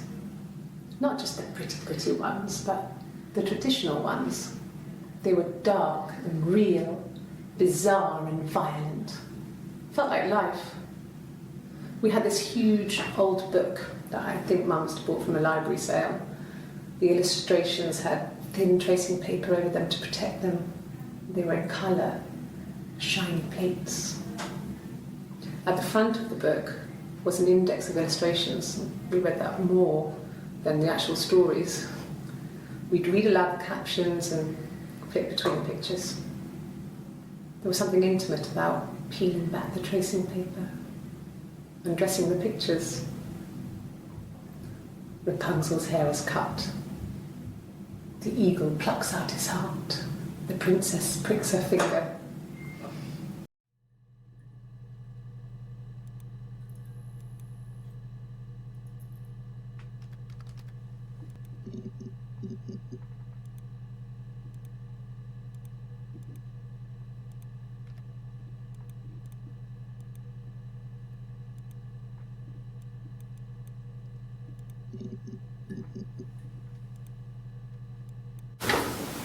What kind of hairs?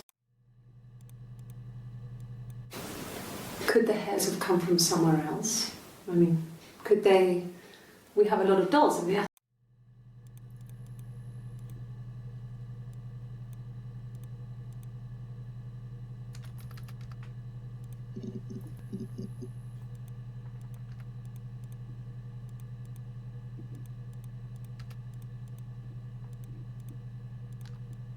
No, he doesn't keep a diary. That's my thing. I've kept one, well, as long as I can remember, since I was a girl. It helps make sense of my day. And when you're forced to put something into words, it just gives you perspective. Everyone's on the same page.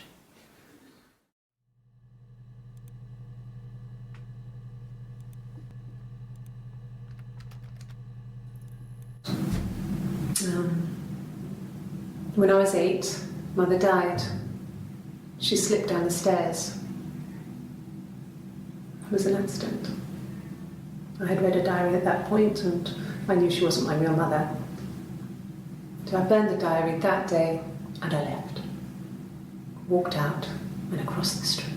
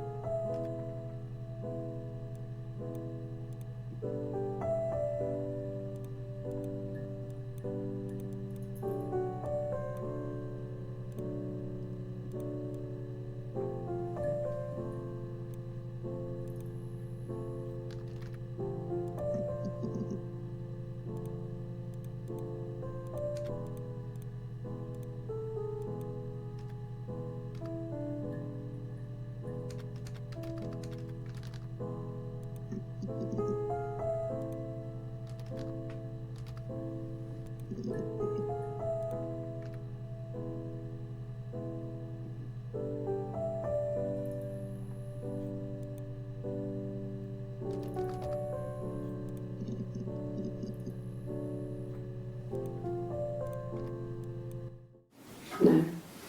I think he spoke to Helen. She said he was upset about her argument, but I'm not sure what else he said. He likes Helen. He likes blondes.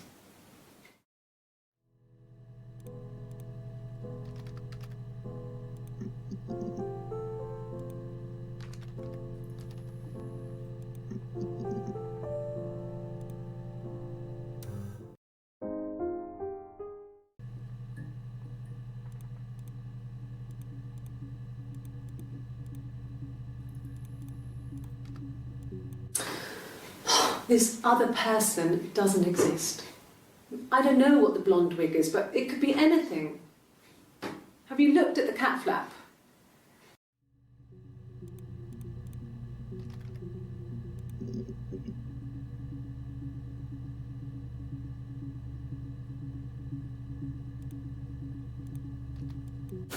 A wig? You mean... What type of wig?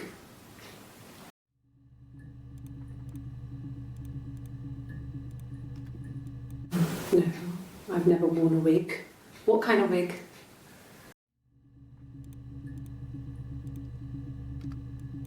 No. The parents decided there would be a wedding. And after the wedding, Hannah moved in with his parents. There was no way I could follow, so we were separated again. I stayed in the attic. It was hard. It's like I suddenly didn't exist. I would sneak out, but in case anyone recognized me, I started wearing a wig. Hannah and I would meet up in the park. I was trying to get pregnant, but I couldn't. I mean, I couldn't do it with anyone we knew, so it was sex with strangers, drunk guys I'd met in clubs, parks and alleyways. I was 17. It felt like I was being punished. But it was Hannah who had betrayed us. I had to stop when one of the guys gave me an STD.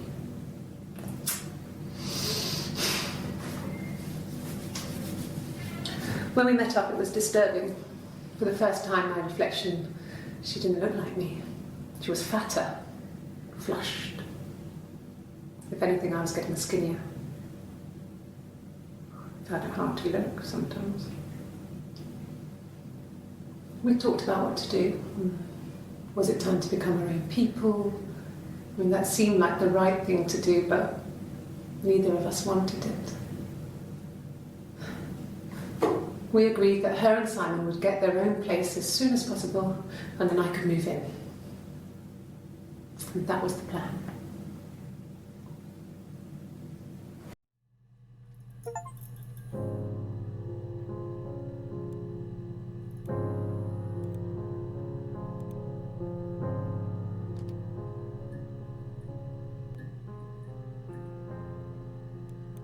This was about 9. I went round and she was waiting for me. She was furious and so angry, the kind of anger you can only have towards yourself. We screamed at each other, argued, cried, we fought. I hit her back, left a bruise. I had my wig on from performing, she tore it off. Eventually, we grew tired of fighting and I left.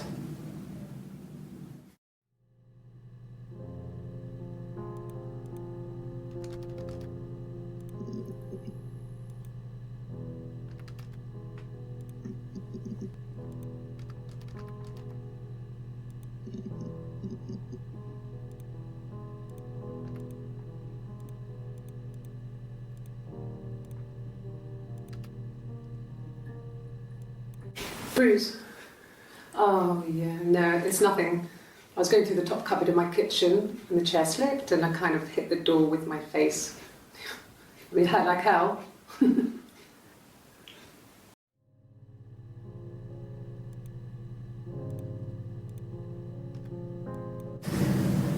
If one of us got hurt, the other one would have to be hurt too. A grazed knee, a bruise. When I lost my tooth first, we had to pull out Hannah's to match.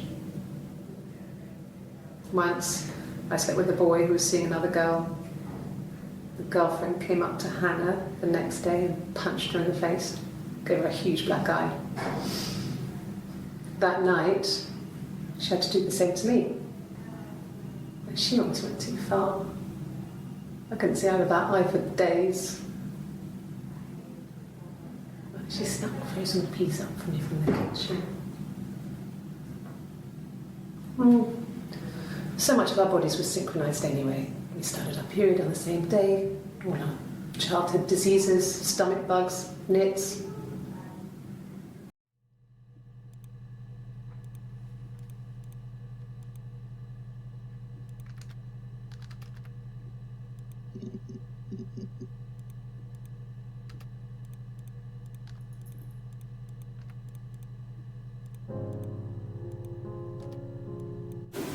Yeah, we were 17.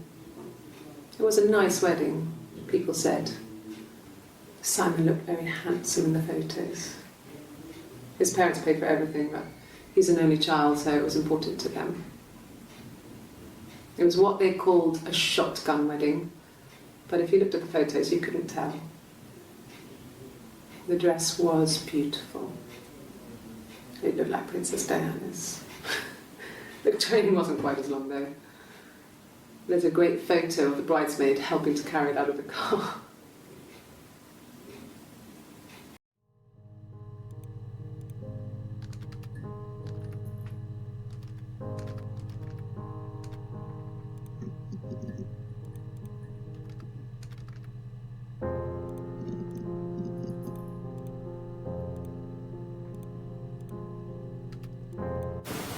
Oh, my tattoo.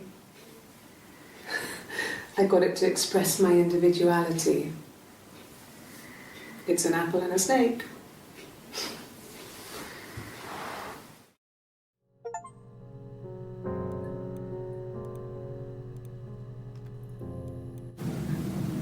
So I moved out. Got a small bed sit. Got my tattoo to mark the occasion. I was singing in a bar in the evenings, so I had some money, enough money to cover my rent. And I've been doing something similar ever since. I haven't put down any roots. I don't exist.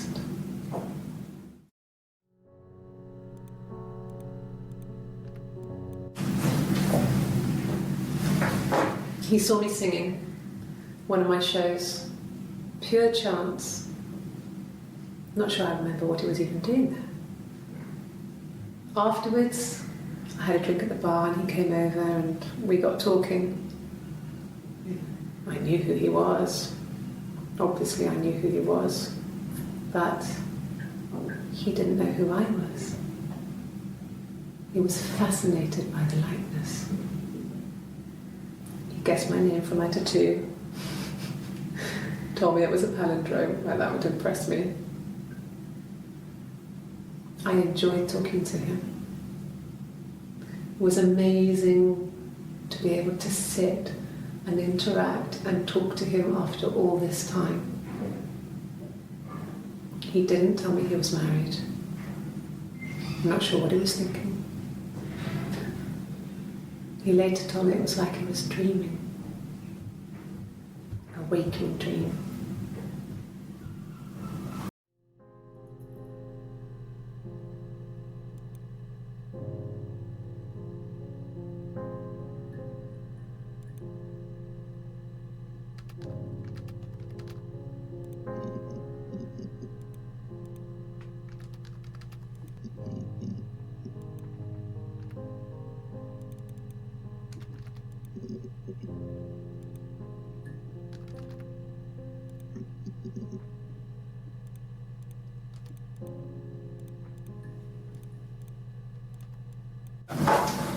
When beautiful people died, we always felt like it was a sign.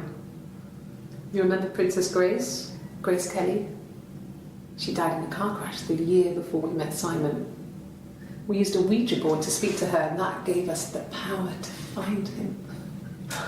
That's what we thought then. That people who died tragically leave some kind of magic behind. We used to share dreams. We used to wake up and write them down in our diaries immediately and compare them.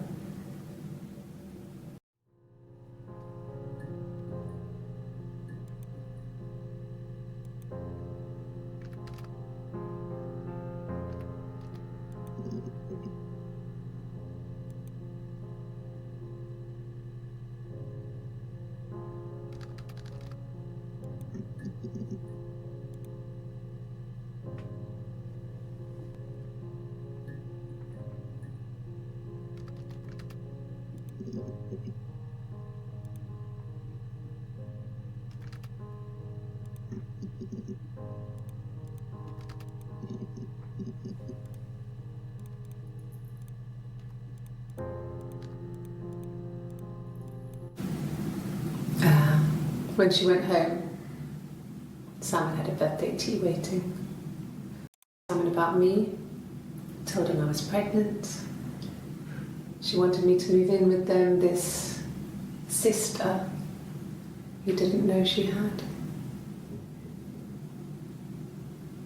She knew that instant. The look on his face.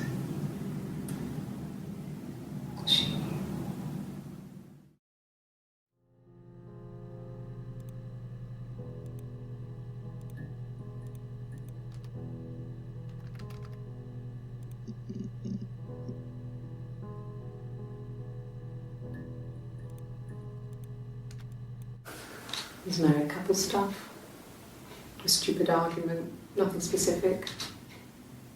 No one knows how to push your buttons better than those you're close to.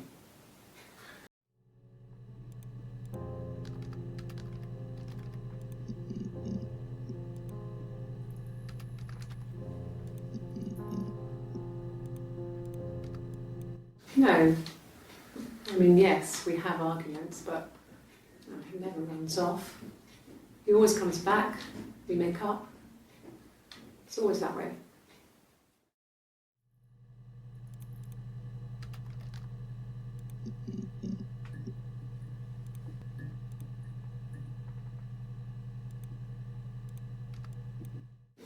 Okay? I've given blood before. Do you need to take that for your records?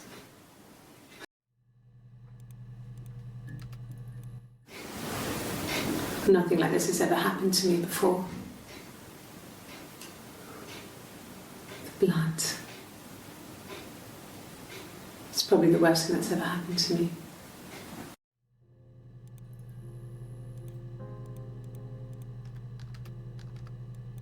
Like I said before, it was 3, something like that. I walked in, saw Simon. He was on the floor of the living room. His throat had been cut. There was a lot of blood.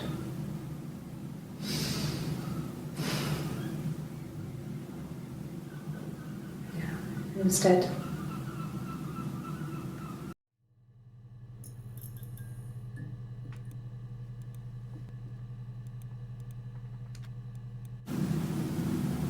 She was sat behind him.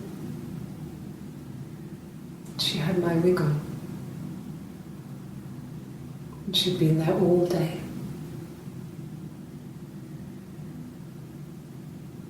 And she had blood on her.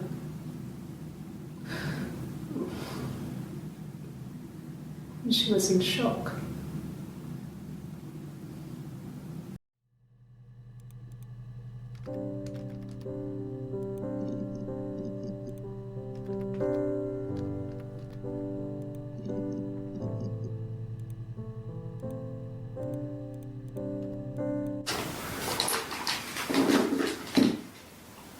On his throat. How?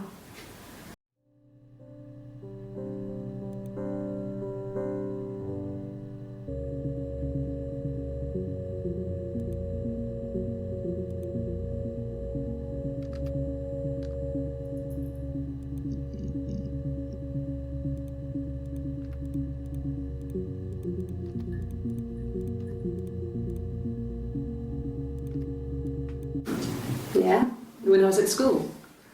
I worked part-time in the front shop. It was sort of an extended family thing. My dad used to work there, my mum worked there before I was born. I took care of paperwork, filing, typing out invoices, that kind of thing. It was a good job for a girl back then. I didn't work a till or anything though. I was quite shy, so I wouldn't have liked to have worked a till.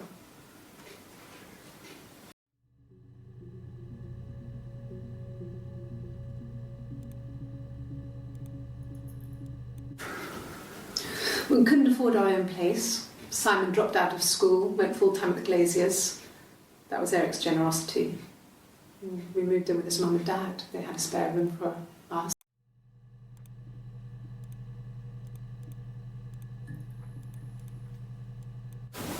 They said it was food poisoning. There was something...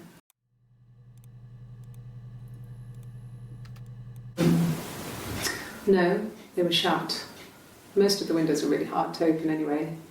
They're stifling in summer. They were painted over by my dad. Could have left a door open accidentally. Or there's a cat flap in the back door.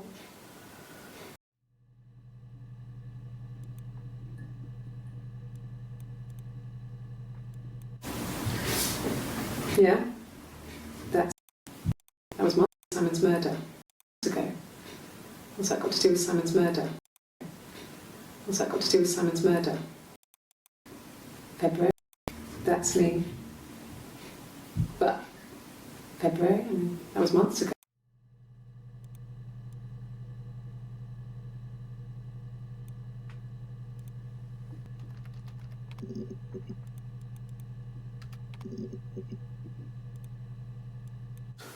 No, he doesn't. He cut himself. Not books over. Oh, my tattoo. I got it to express my individuality. It's an apple and a snake.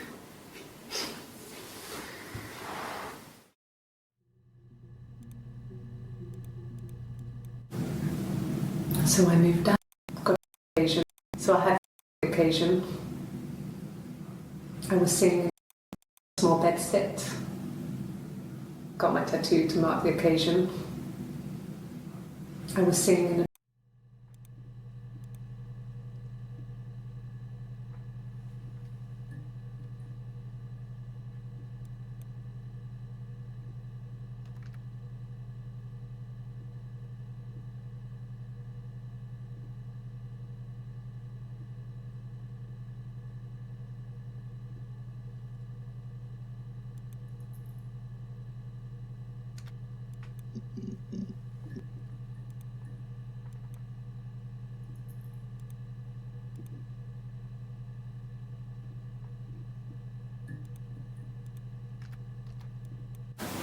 no cat. My parents had a cat before they died called Domino. It was this little black thing with white dots. And we never did anything about the cat flap, but if you were thin, you could maybe squeeze through it.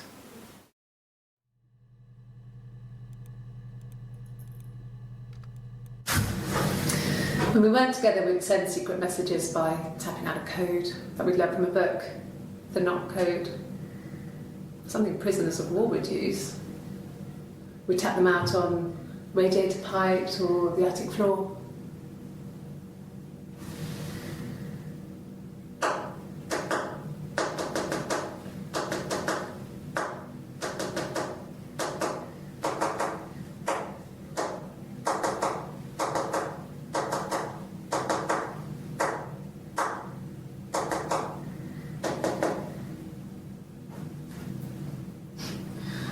Dad thought we had mice, but they couldn't find any. Bought a cat anyway.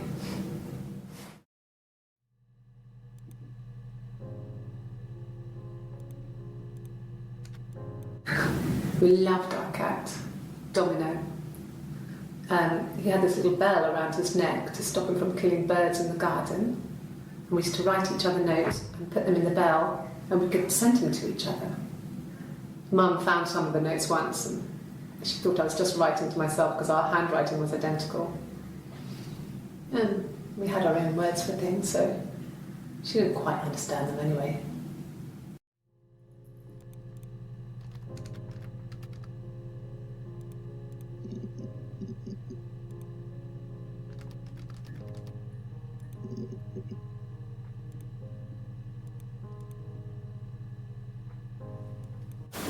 You think it's murder?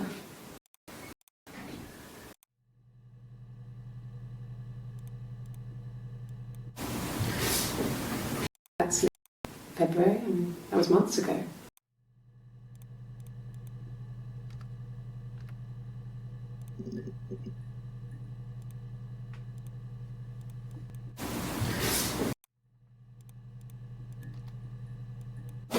Well, I don't know.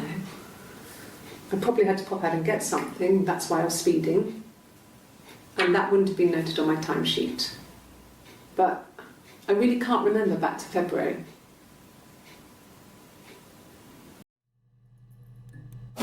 Well, I can't remember back.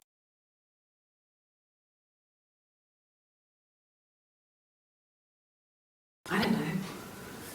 I probably had to pop out and get.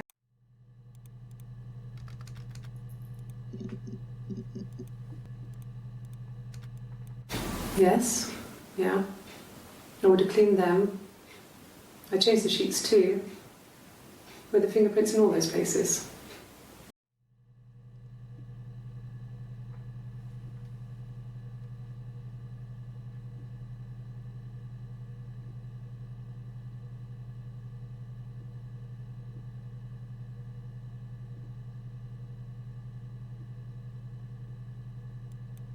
Yes. With the fingerprints in all those places.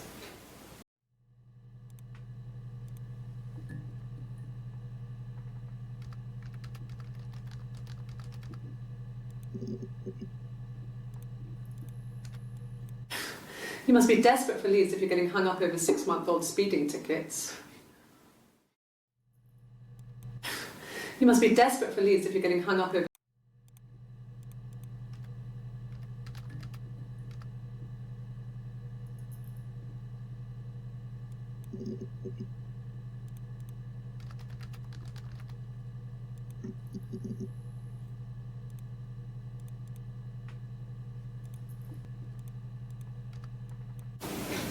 Fine.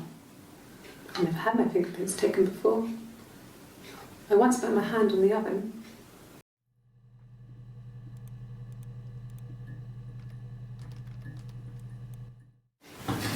Fingerprints.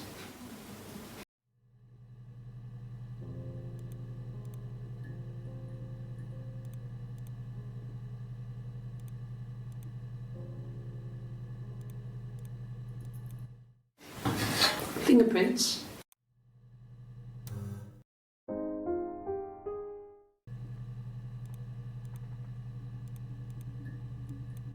Yes, yeah.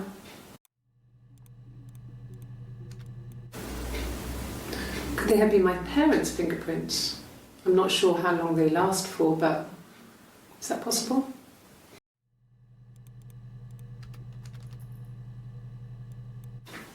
Really? Go on then, take the cup, run your fingerprints. They'll match. Fucking idiot.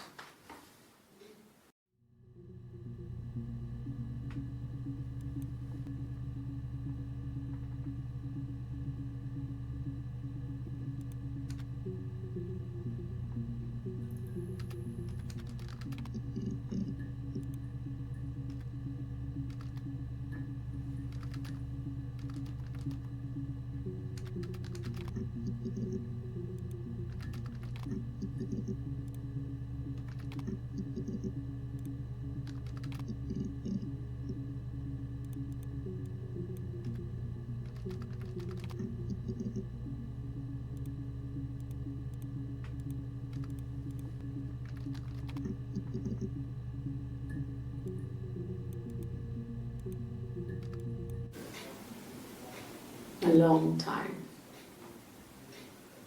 We got married when I was 17. Childhood sweethearts. Something like that. Are you married, detective?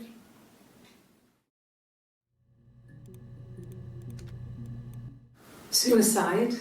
No. I mean, he would never do anything like that. He is not the kind of person to do anything like that. I mean, to hurt himself? No.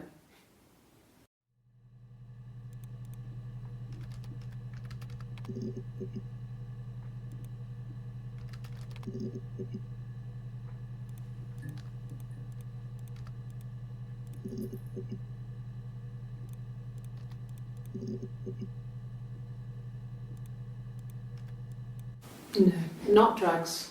I mean, he drinks, but never very much. He goes to the pub and has one or two. Sometimes we go together. He drinks wine with food, but no, he doesn't have any kind of drinking problem. No, not drugs. He drinks, but never very much. He goes to the pub and has one or two. No. I'm not sure what strange would be, but he hasn't been acting odd. He's been busy at work, but nothing too stressful.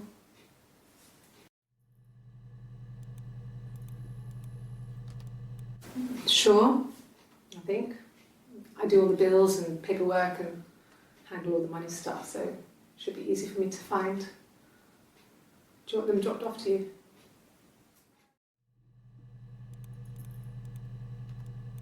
Yeah, thanks. Please find Simon. I love him so much.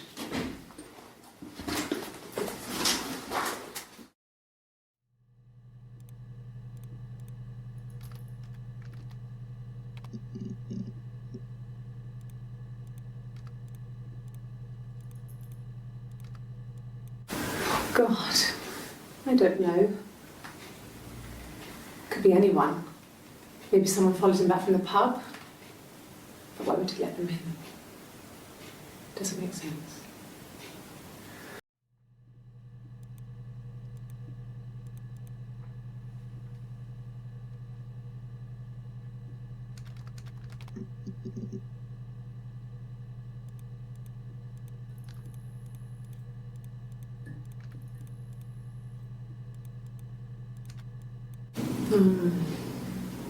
About 8 years back, it was a present to myself. I shouldn't even be drinking coffee with the baby. It was a present. About 8 years back, it was a present to myself. I shouldn't even be drinking coffee with the baby. It's been hard trying to give it up. I think they say you can have 1 cup.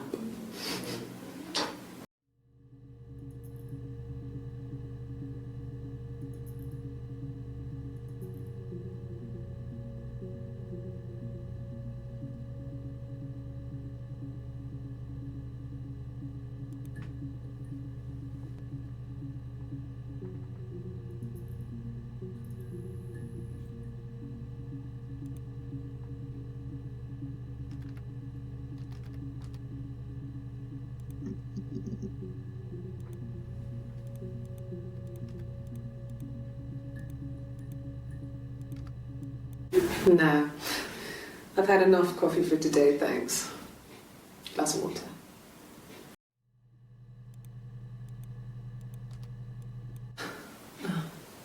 Coffee, I guess. Milk and sugar.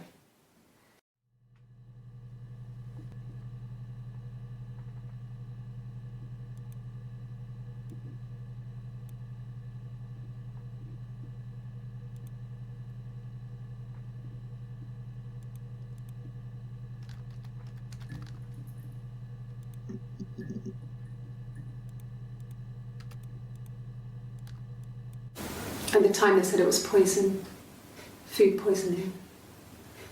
I mean, I felt so guilty. If I'd still been at home, maybe I could have done something. I don't know.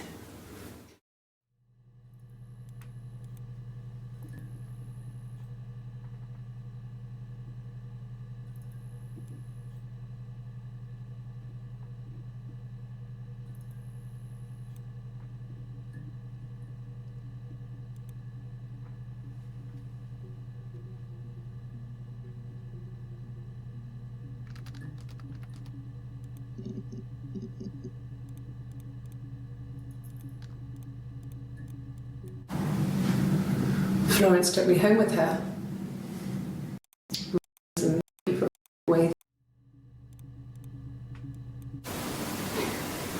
You're reaching here. Oh, I don't know why. No, I've never cheated on anyone. I've never taken anything from anyone. Simon is dead. But I have my baby to care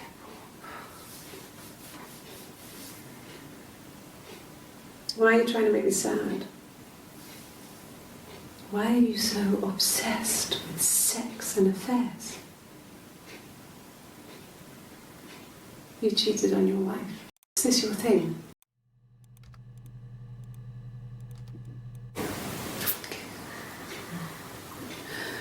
It was after dinner. She'd been speaking about the baby. I've never had that nursery stuff we never needed.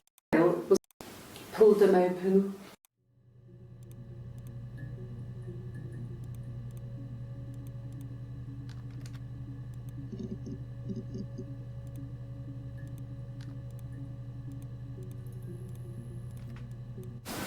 Really?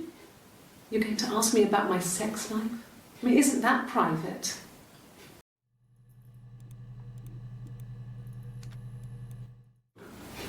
Are you married? How is your sex life? No! You're talking to the wrong person if you think I'm some kind of slut. If you think I'm the kind of person that would have had sex with all those guys.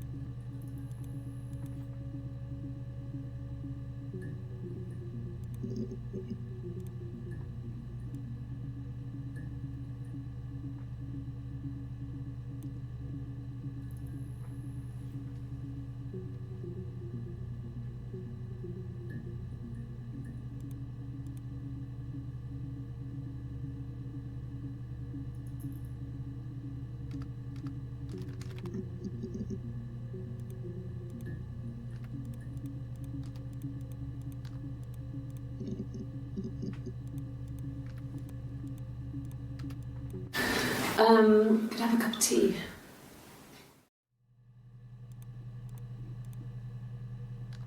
I haven't been into work. I guess I've just been waiting, ready to hear from you, hear from my husband.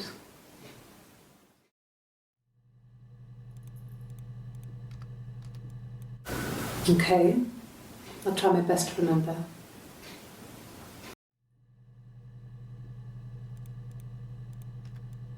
Yes, he left after the argument. It was about 8 o'clock.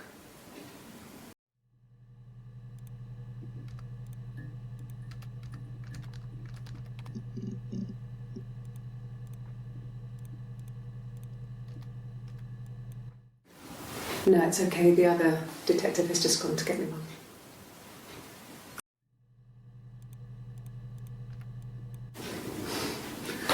Must think it's very cool that their dad is a police detective.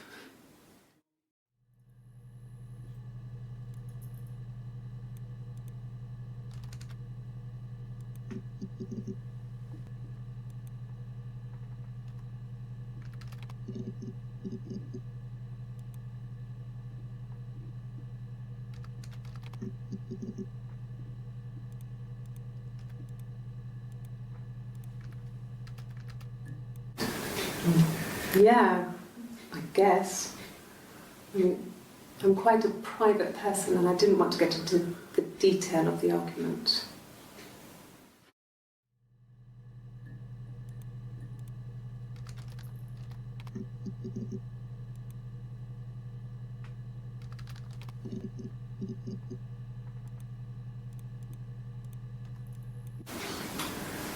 When you've been married for 10 years, stuff accumulates.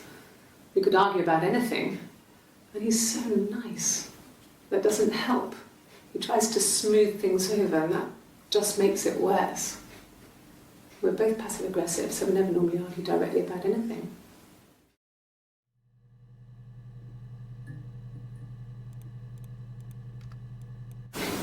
What about us?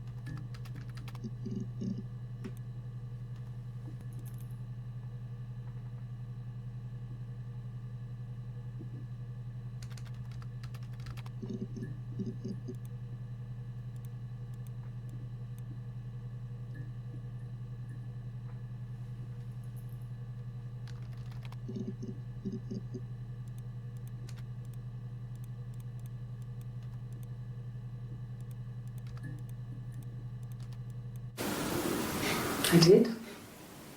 Well, we met when we were 17, both working at the Glaciers. I don't know. Something must have happened to him on his way home. He could be hurt. Why hasn't he phoned? I don't know.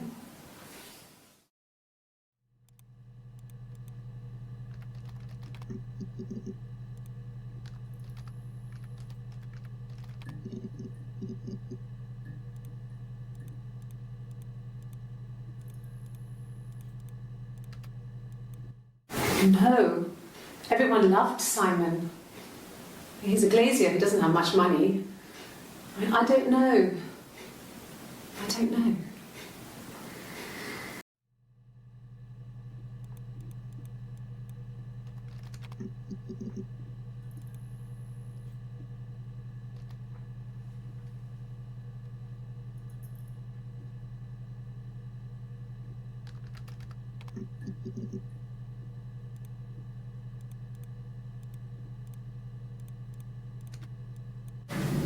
Then she told me she wanted to help more. She said I should move in with her. She would come clean with Simon about me. I was family, I couldn't have a baby in a bedsit. I told her I didn't want to tell Simon. Told her to wait for the time being.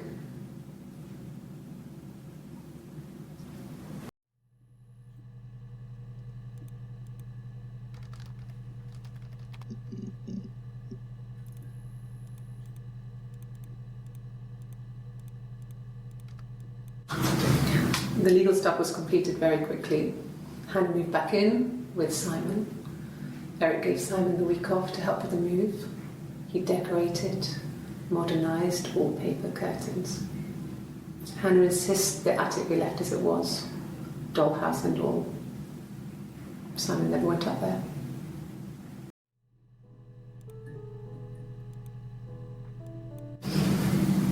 I didn't murder Simon. You've got it wrong. You've got the wrong person.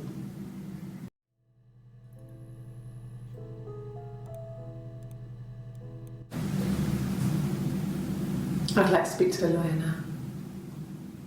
Please. You have no murder weapon. You have nothing. And all these stories we've been telling each other, just that. Stories.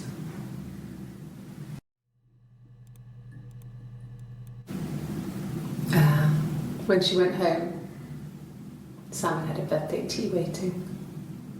Afterwards, she told Simon about me, told him I was pregnant. She wanted me to move in with them, this sister he didn't know she had. She knew that instant. The look on his face. She knew.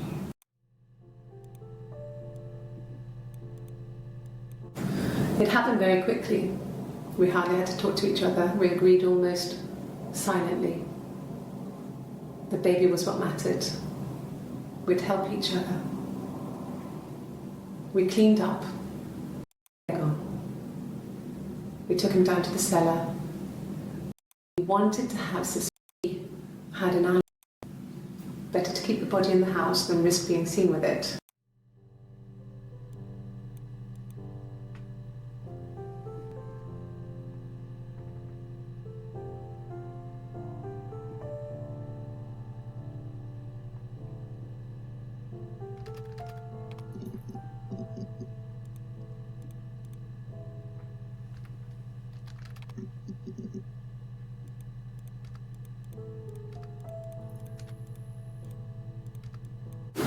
No. I mean, everyone loves Simon. He was so nice to everyone. He loves me.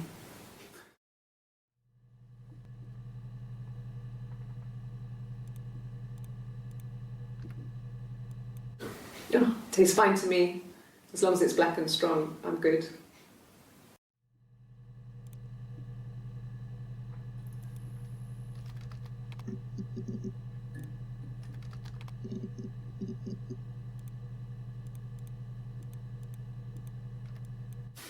I mean, what if they were crazy?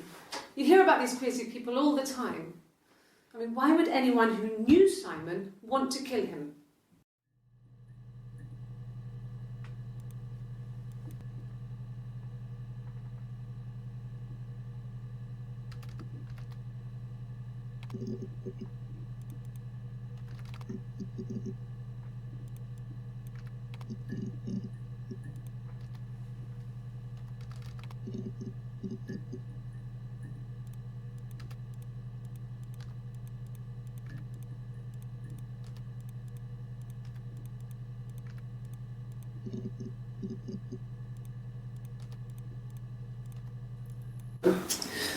I think when I drove back it was about 8 or something, and I got back to the house about 3.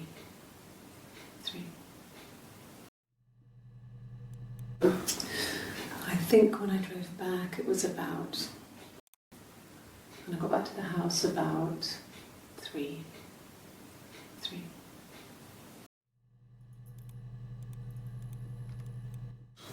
When you suspect someone of murdering their husband,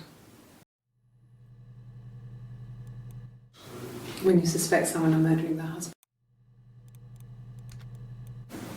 Okay. So you want to eliminate me as a suspect?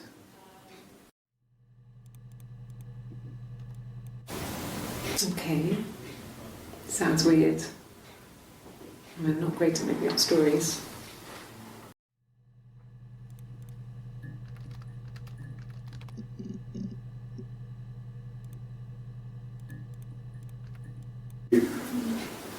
That should eliminate me as a suspect. If I was in Glasgow, can't be in two places at once.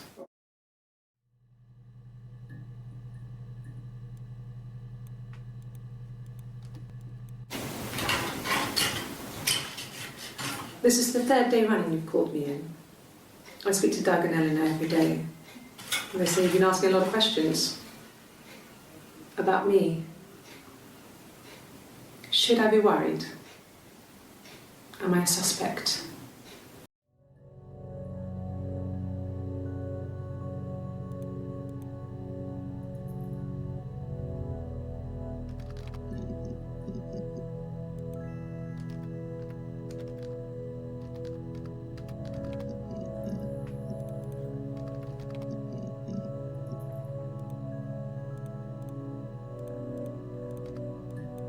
Yes, like a story.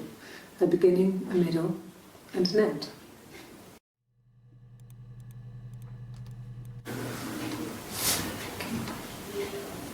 Well, she has a knife. She's been cooking, I guess. She's been cooking him his favourite meal. She's his wife. And he's asleep and she doesn't want to wake him because he's ill. That's why she's sad. Because he's ill and he might die. It's kind of a sad story, so I'm not sure how it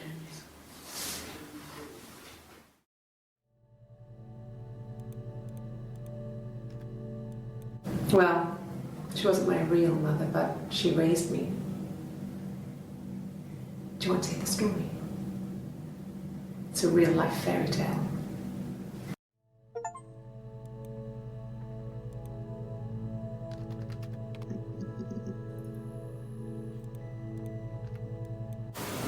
Okay. There's a girl and she's staring out of the window. She's sad. She's trapped, she's here, she's looking out the window because her mother won't let her out.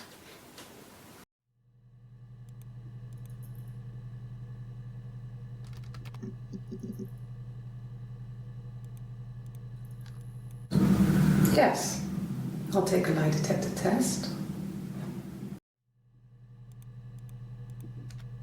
I've never taken a lie detector test before. Does it really work?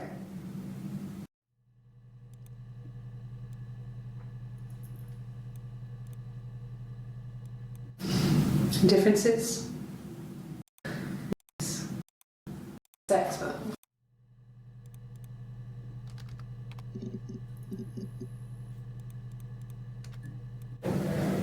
My name? That was the only question I failed. Your lie detector works.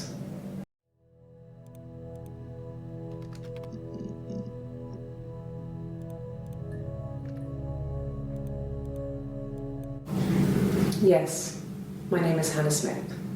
Oh, shit. Sorry.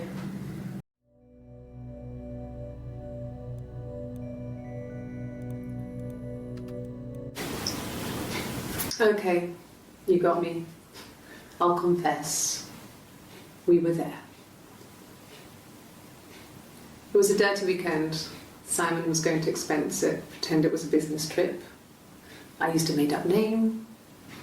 We stayed at the hotel, had room service, didn't leave the room, had a great view of the river, and you could hear the church bells. Like you said, it was very romantic.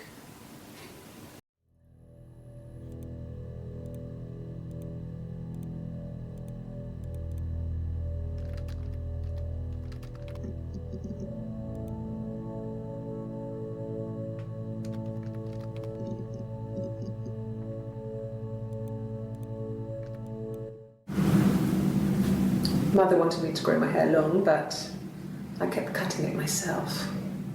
I wanted to look like my reflection. She always had short hair when she was little. Mother would hide the scissors, but I would find a way. Cut it with a bread knife, something like that. My reflection would always leave her house and go on adventures, but I never could. Mother taught me at home, and I had books and TV. Oh, TV was magical, but it was only on when it wanted to be, so I spent a lot of time reading books.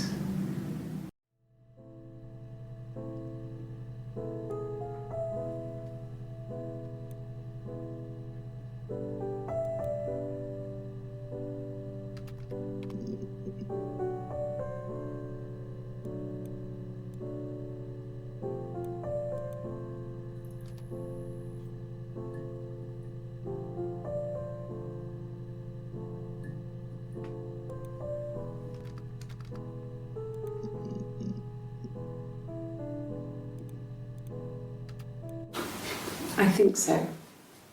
I mean, to get into our garden, we'd have to climb through other gardens. All the gardens back onto each other, so you'd have to climb over 1, 2, 3 gardens to get to ours. Did anyone see anything? Did anyone go? An intruder?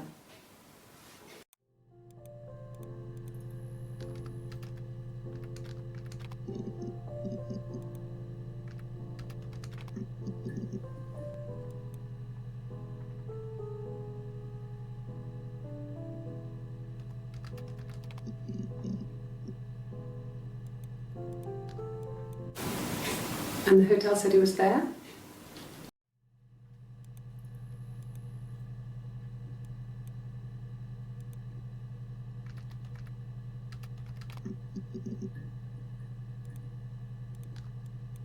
It was supposed to be a secret. Just because Simon is dead doesn't mean I have to give up all his secrets. It doesn't have anything to do with what happened to Simon. No one murdered my husband because he cheated his expenses for a romantic weekend in Oxford. It was supposed he cheated his expenses for a romantic weekend. All his secrets. It doesn't have anything to do. Nothing else happened that night. We talked, then I said goodbye. Then next week I was singing in the bar again, and there he was. And again the next week, he offered to buy me a meal. I told him I had already eaten, and so we got chips and ate them on the beach instead. When we said goodbye, he asked me to kiss him. Romantic.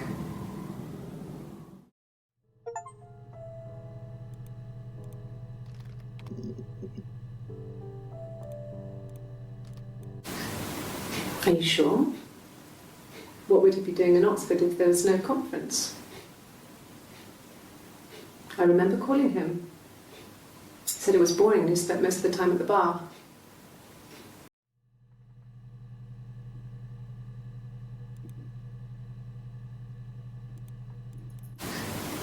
Are you sure? What would he be doing in Oxford if there was no conference? I remember calling him. He said it was boring and he spent... No. I told her it was one of my boyfriends, someone I had met in the bar. I think she was happy. No. I told her it was one of my boyfriends, someone I had met in the bar. I think she was happy. But I could tell she was thinking, why couldn't it happen to her and Simon? They were the ones with the real life. Why not them?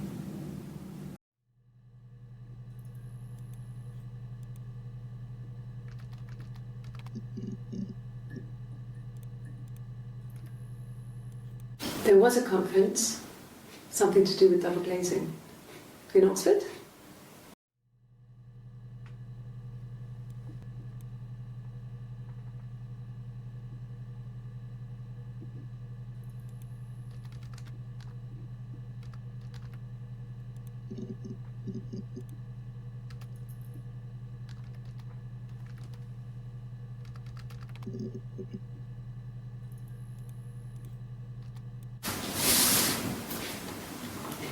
She's crying, I guess.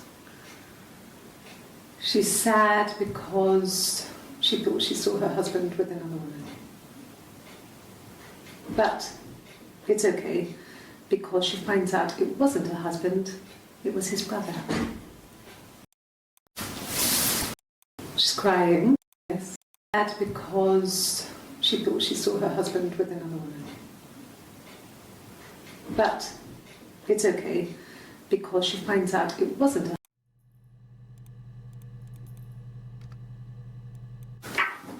Let me see.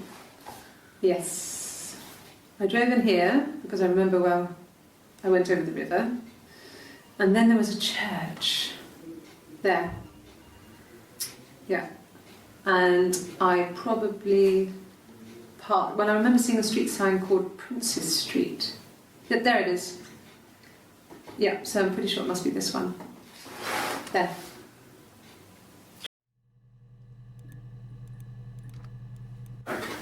I didn't. I slept in the car. I left about 9 that night. I mean, I wasn't there.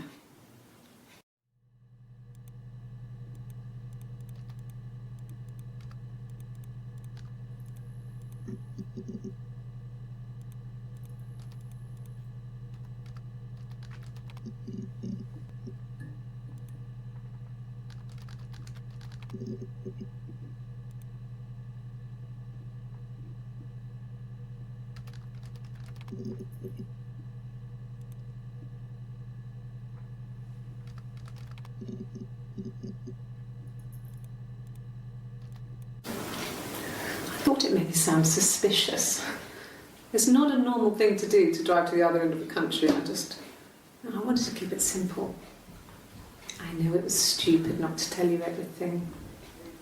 Saying I spent the night in Glasgow when my husband went missing, I thought it would, distract you from what was important. It's different now. Now he's...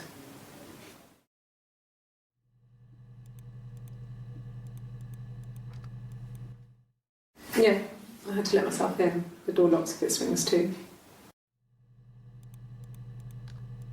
Yes, I always pull it shut and then lock the bigger lock with the key.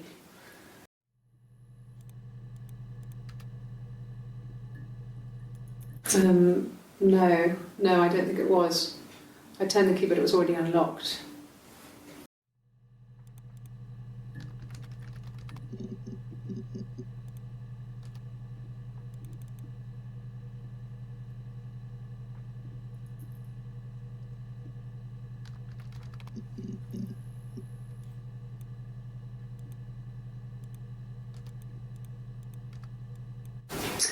A cup of tea would be good, thanks. Just 1 sugar.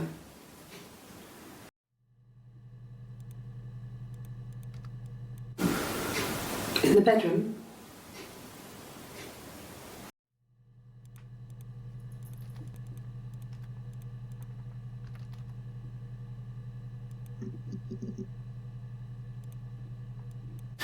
Could I have a cup of tea?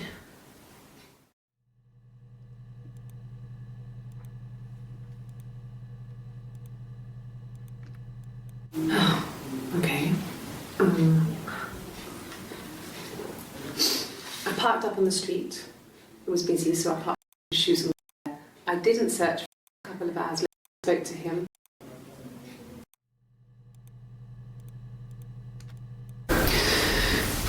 Maybe a fresh cup of tea?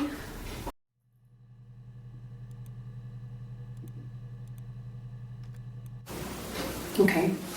Door. I spoke to him.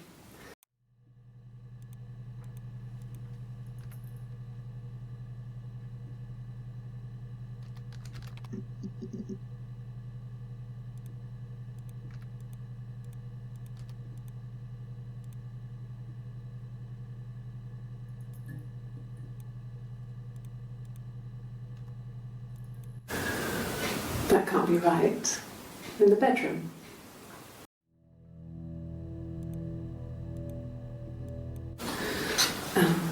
Mostly on the right, coming back 2 pillars and he just has 1.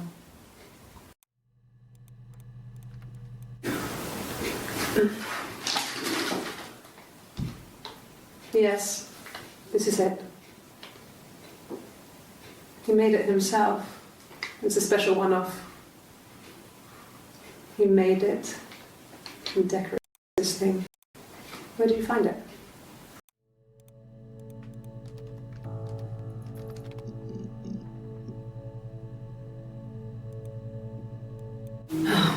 Okay. Road, left.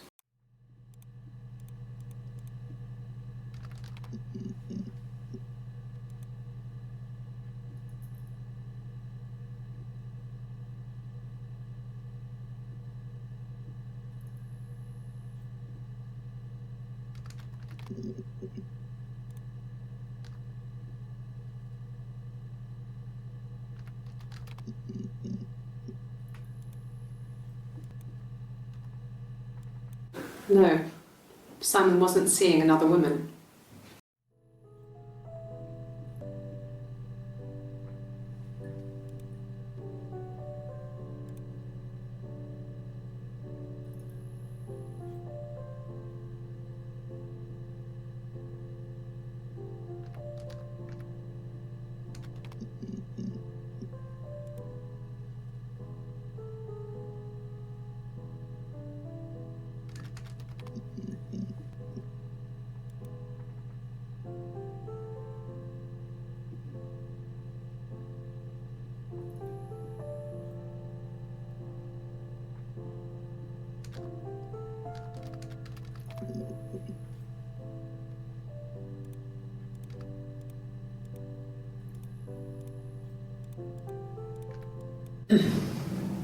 Yes. The first time we saw each other, it was strange. We both realised at the same moment, I think. We must have seen each other before, but there was this instant when we first realised it wasn't a reflection. The reflection was staring back. I think I was 5. It was my birthday. My reflection was wearing a party hat and waving. I knew what party hats were from books. And it suddenly occurred to me, today must be my birthday. I waved back and we just spent ages waving at each other and copying each other's movements.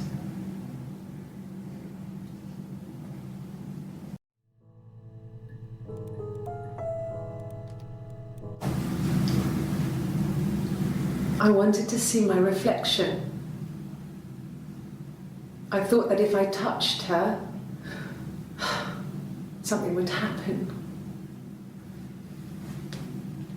We would become one. One girl. The fairy tale was over, the witch was dead, and I'd be restored to my rightful place.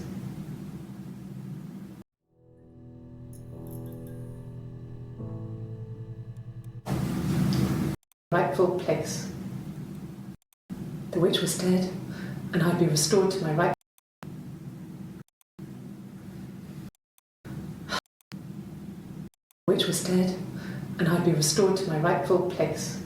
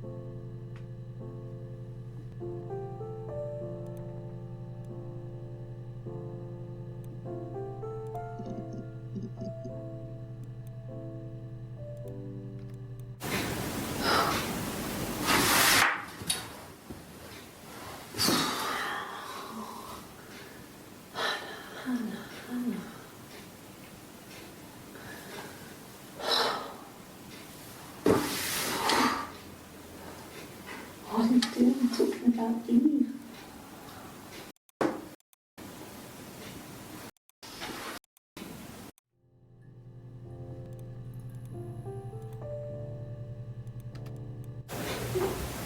Reed fight, water. There was no its head under the kitchen. I had to kill her. Just a moment. Ship.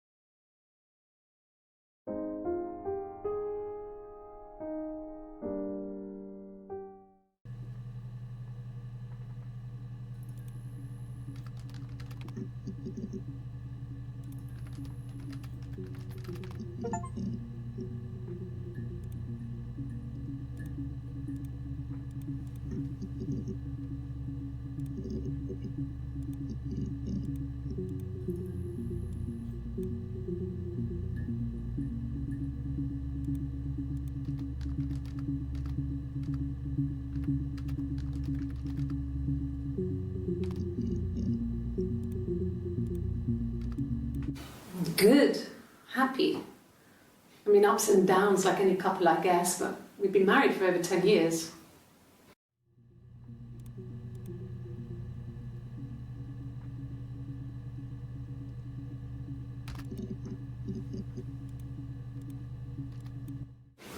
I don't know if anyone really changes.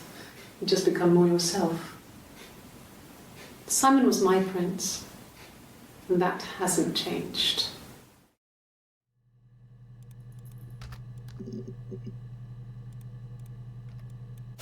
Well, there you go. How many kids?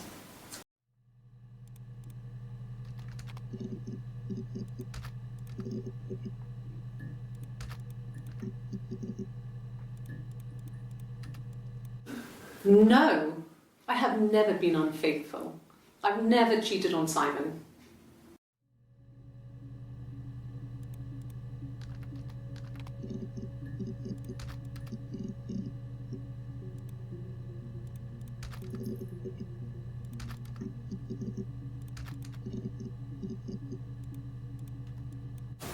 Hurt someone?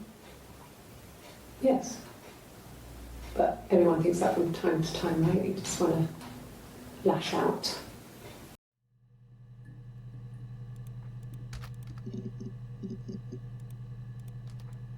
I can take this stuff off now. Did I prove I'm innocent?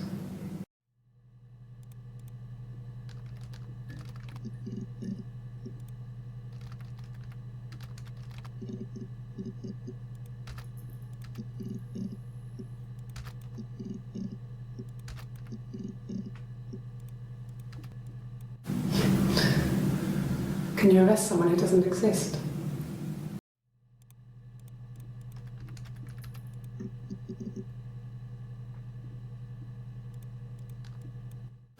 Like I said, I think I was popping out to get something, ran out of something, had to grab something.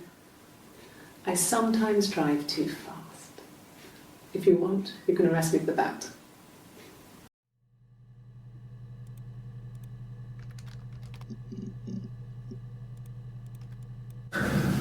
It's like I told you before, I drove. I took the car and drove. I don't have my own car, but I have a spare set of keys. I just drove north. I wanted to think, put some space between me and them. Everything I told you before is true. I stopped at Glasgow. I was tired, exhausted. I pulled out and I hit a car. My car was okay, but I was worried about the baby, so I went to A&E to get the okay. Everything was fine. Slept in the car. When I woke, I tried to call Hannah from a payphone. She wasn't answering. And then I decided to drive back. I had decided that she was more important to me than Simon.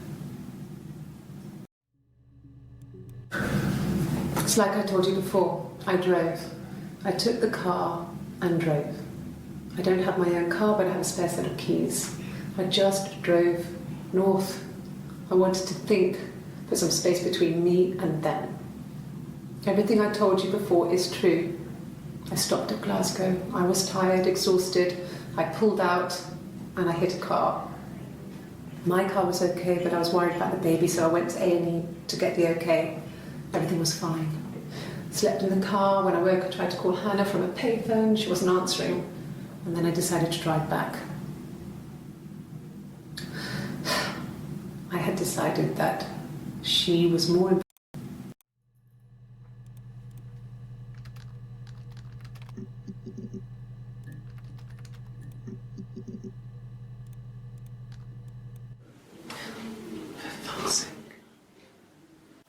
Can I leave? Are you going to arrest me? No. They'd laugh you out of the building. A lawyer would make mincemeat of you.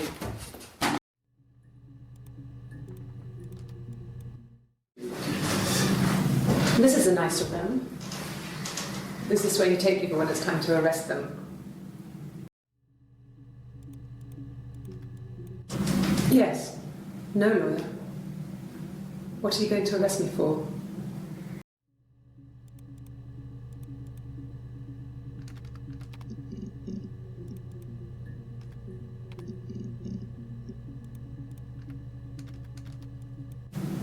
Yes, I understand my rights. No, I don't need a lawyer.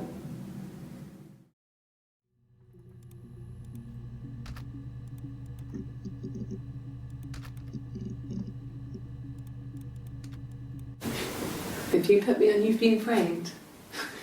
I want the money.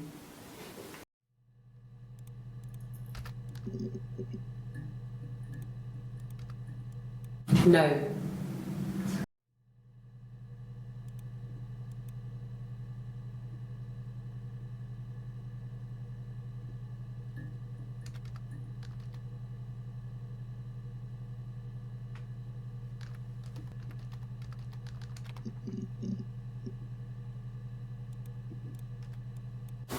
Have I ever cheated on Simon? You asked that question yesterday.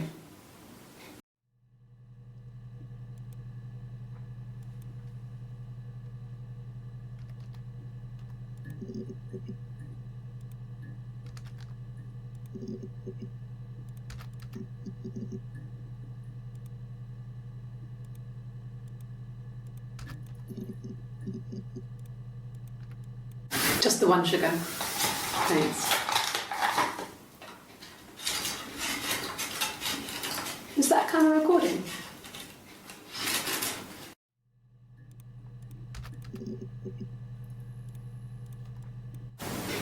That's all that matters, really. The baby. Simon's dead, but the baby, that's how he will live on. Our baby.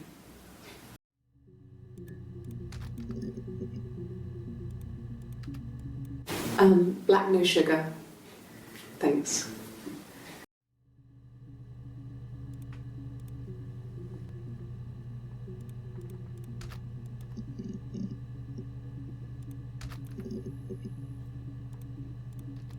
Yes.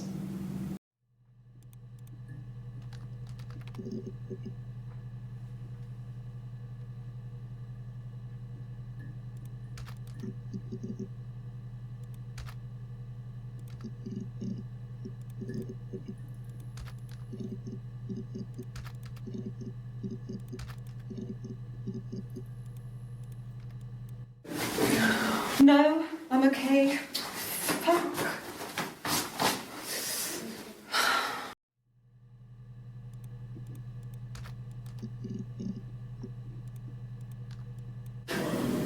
You have children?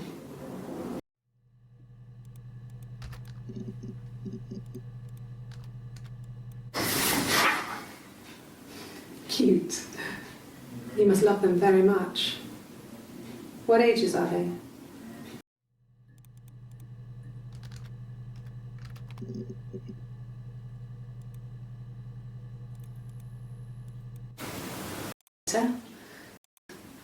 And after.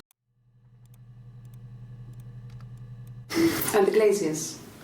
I worked there some weekends and Simon had a part-time job there too. That was Eric's generosity. He was always good at helping out other people's.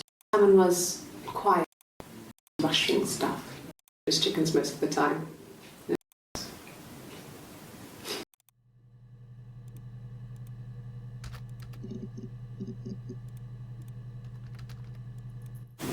I wouldn't say that.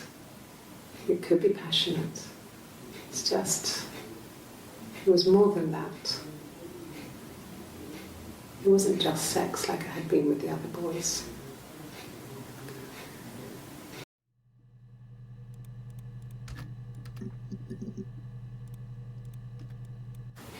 Simon never cheated on me. He was devoted to me, and I was devoted to him. Nothing in life is easy. We were good to each other. Life isn't a fairy tale. You do what you can.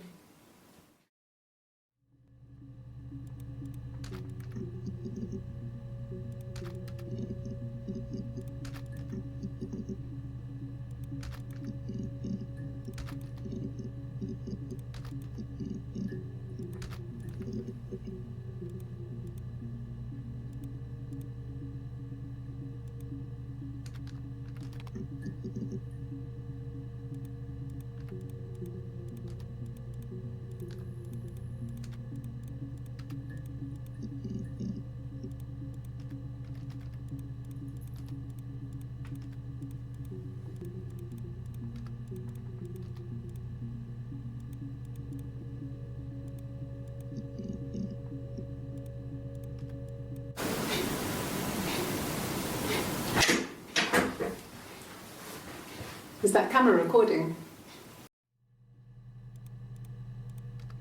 Well, I remember the ticket, of course. I paid it without telling Simon. Didn't want to get told off. And they put points in the licence.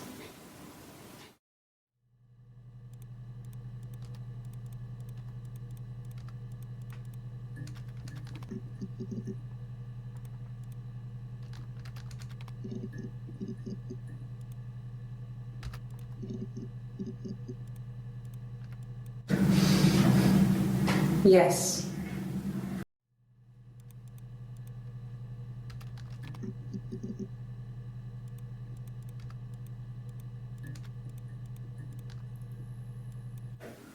Are you arresting me? No. Fuck off. Open this door. Sorry. Yeah, I get it. Yes. Yes.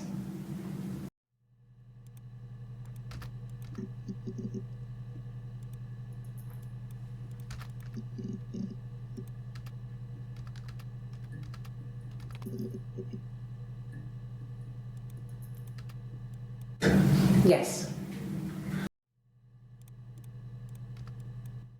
No. No. No.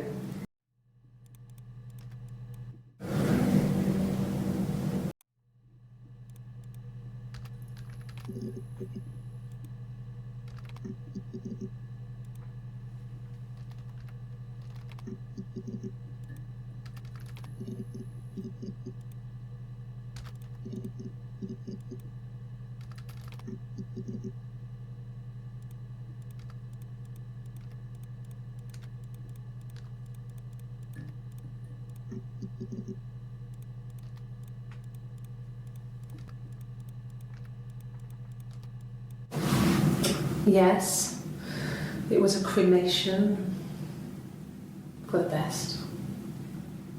We both wore black and had veils, so it was easy. And after the funeral, everyone came back to the house. Hannah served up sandwiches, and I stayed out of sight.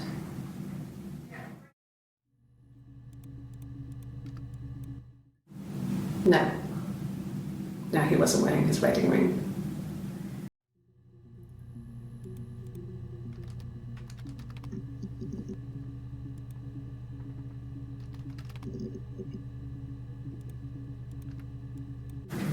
Yes.